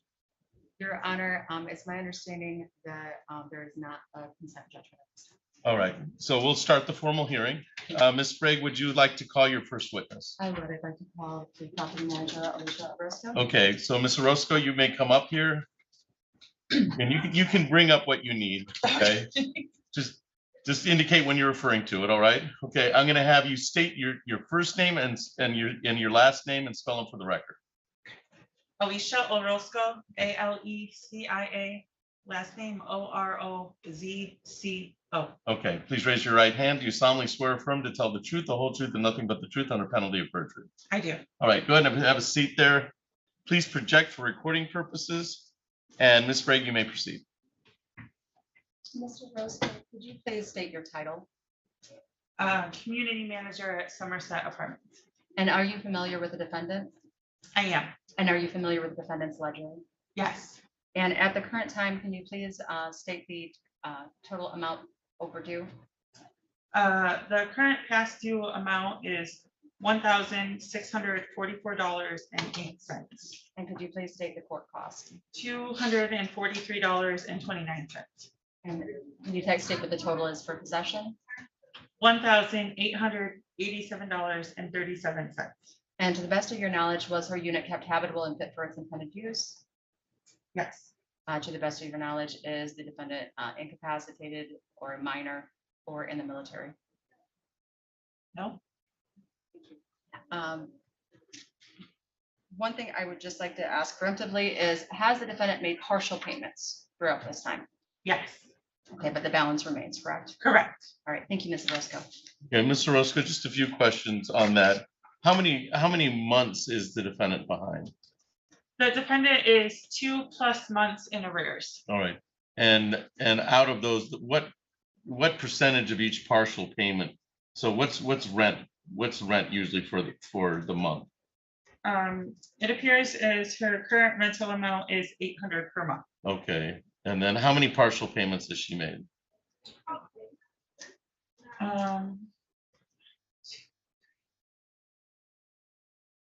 It looks like she has made 5 payments since December of 2022. December of 2022. And indicate those payments for the, just for my edification. The full rent is $800 and she's made what type of partial payment?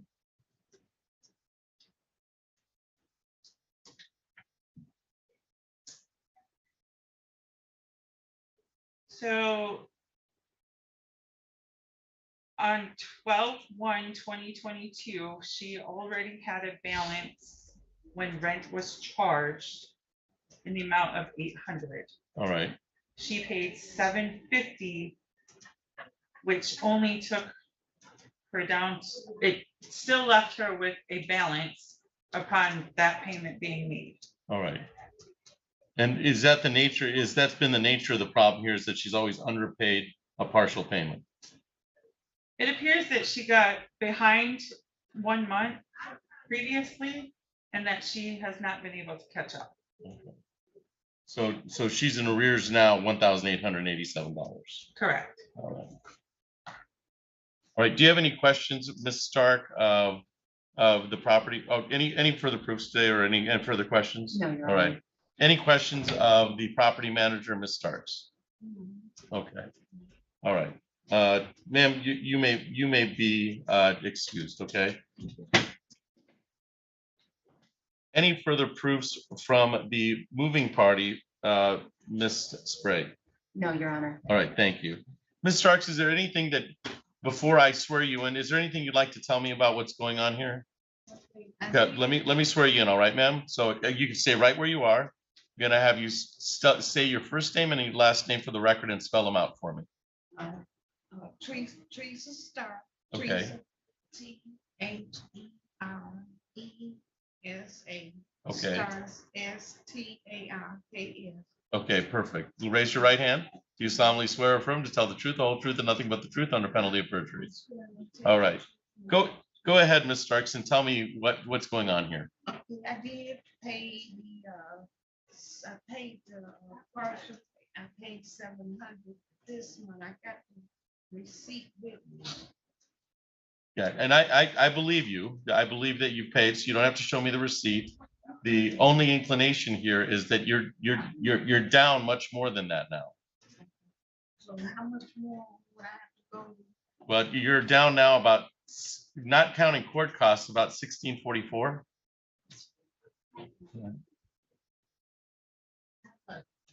$1,644 is the ledger, is what they said on the ledger.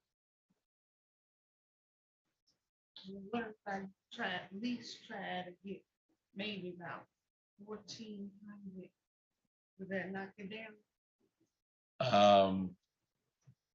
It would, but it creates the same problem. The same problem is that, and I don't want to create the same problem. The same problem is that you've been successful in making partial payment for a certain matter of the rent, but you always end up owing because you never make full payment.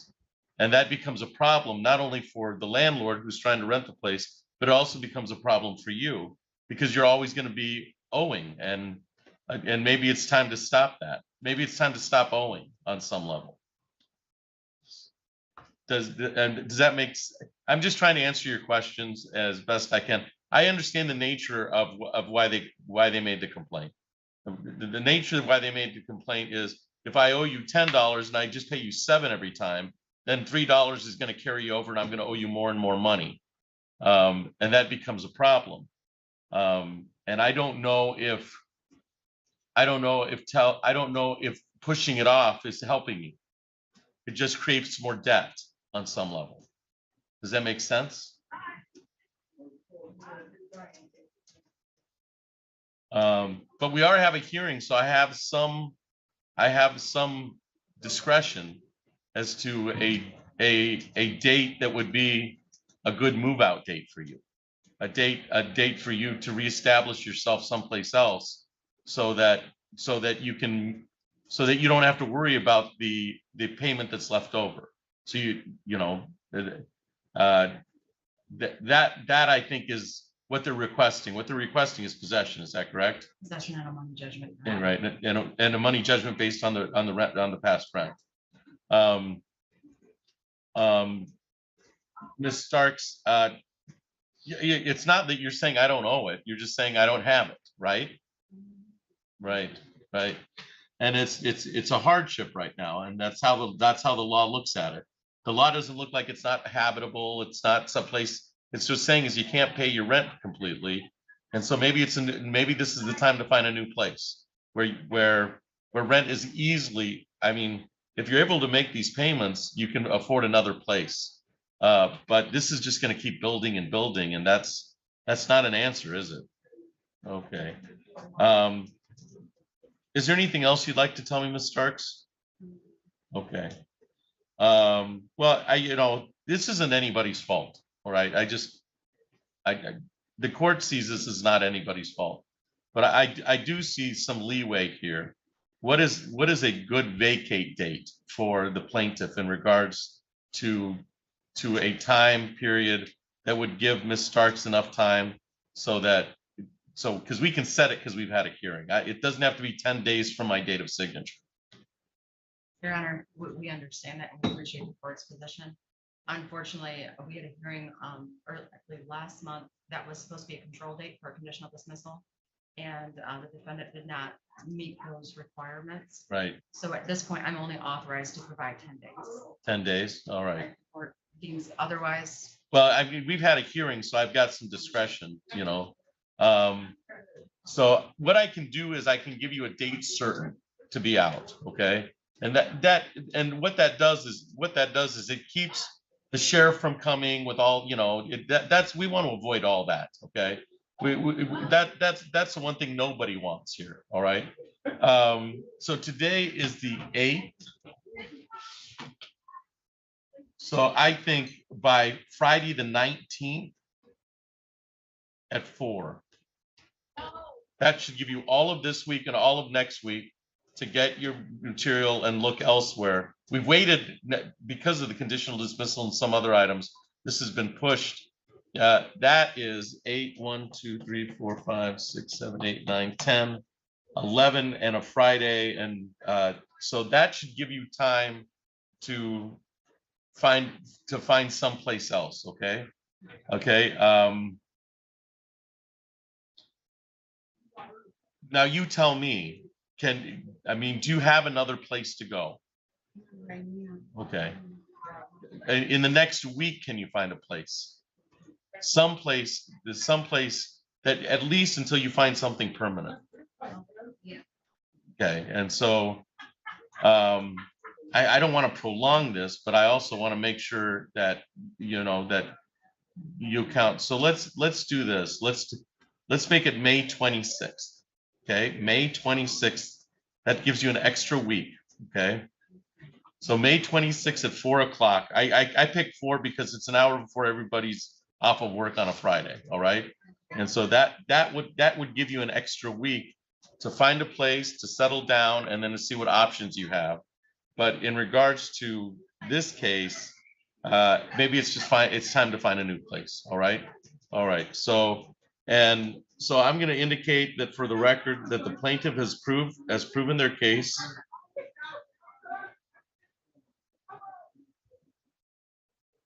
By preponderance of the evidence.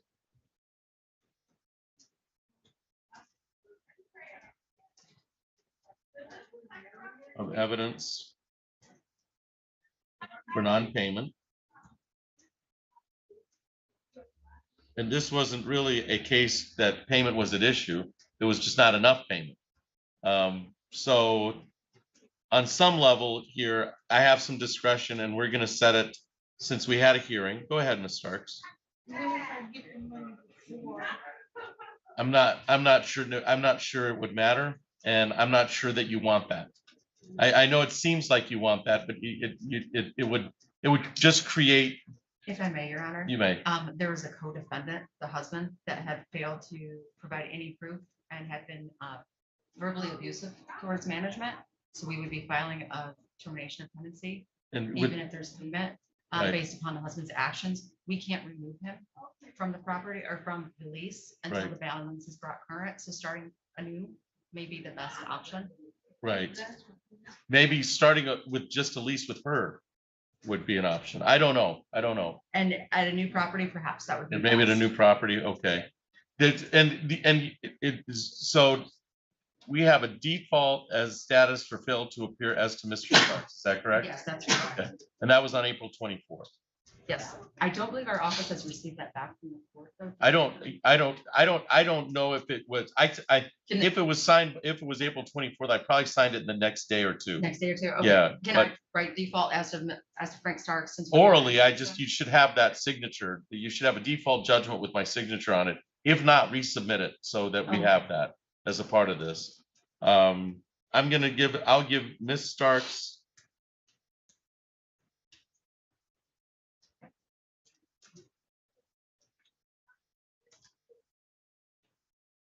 to May 26th at 4 o'clock. And the default has already been granted as to Frank Starks, but I want to make sure your paperwork, I've signed the paperwork and everything. Okay. Ms. Starks, do you have any question of me? No. All right. Good luck to you. Okay, ma'am. All right. Thank you. And you'll follow that up with an order, ma'am? I will. I have it on here. Okay. And my apologies. I scribbled a couple of times on it. I can submit one that's clean. If you prefer, it doesn't matter to me. Okay. All right. So for the record, I am signing, and this is the 18873, May 26th at 4. Yes, Mr. Starks is still the property. The process server won't do that until this is signed. Yep. Okay. So this is May 8th, 2023. And then Ms. Starks, you may want a copy of this, okay? Just to have for your records. This is actually the order that indicates a hearing and a default was had, okay? All right. And you can get your copy from Mr. Nems, all right? All right, thank you. That's all for the record, docket 23-00393. Thank you, Your Honor. You're all set.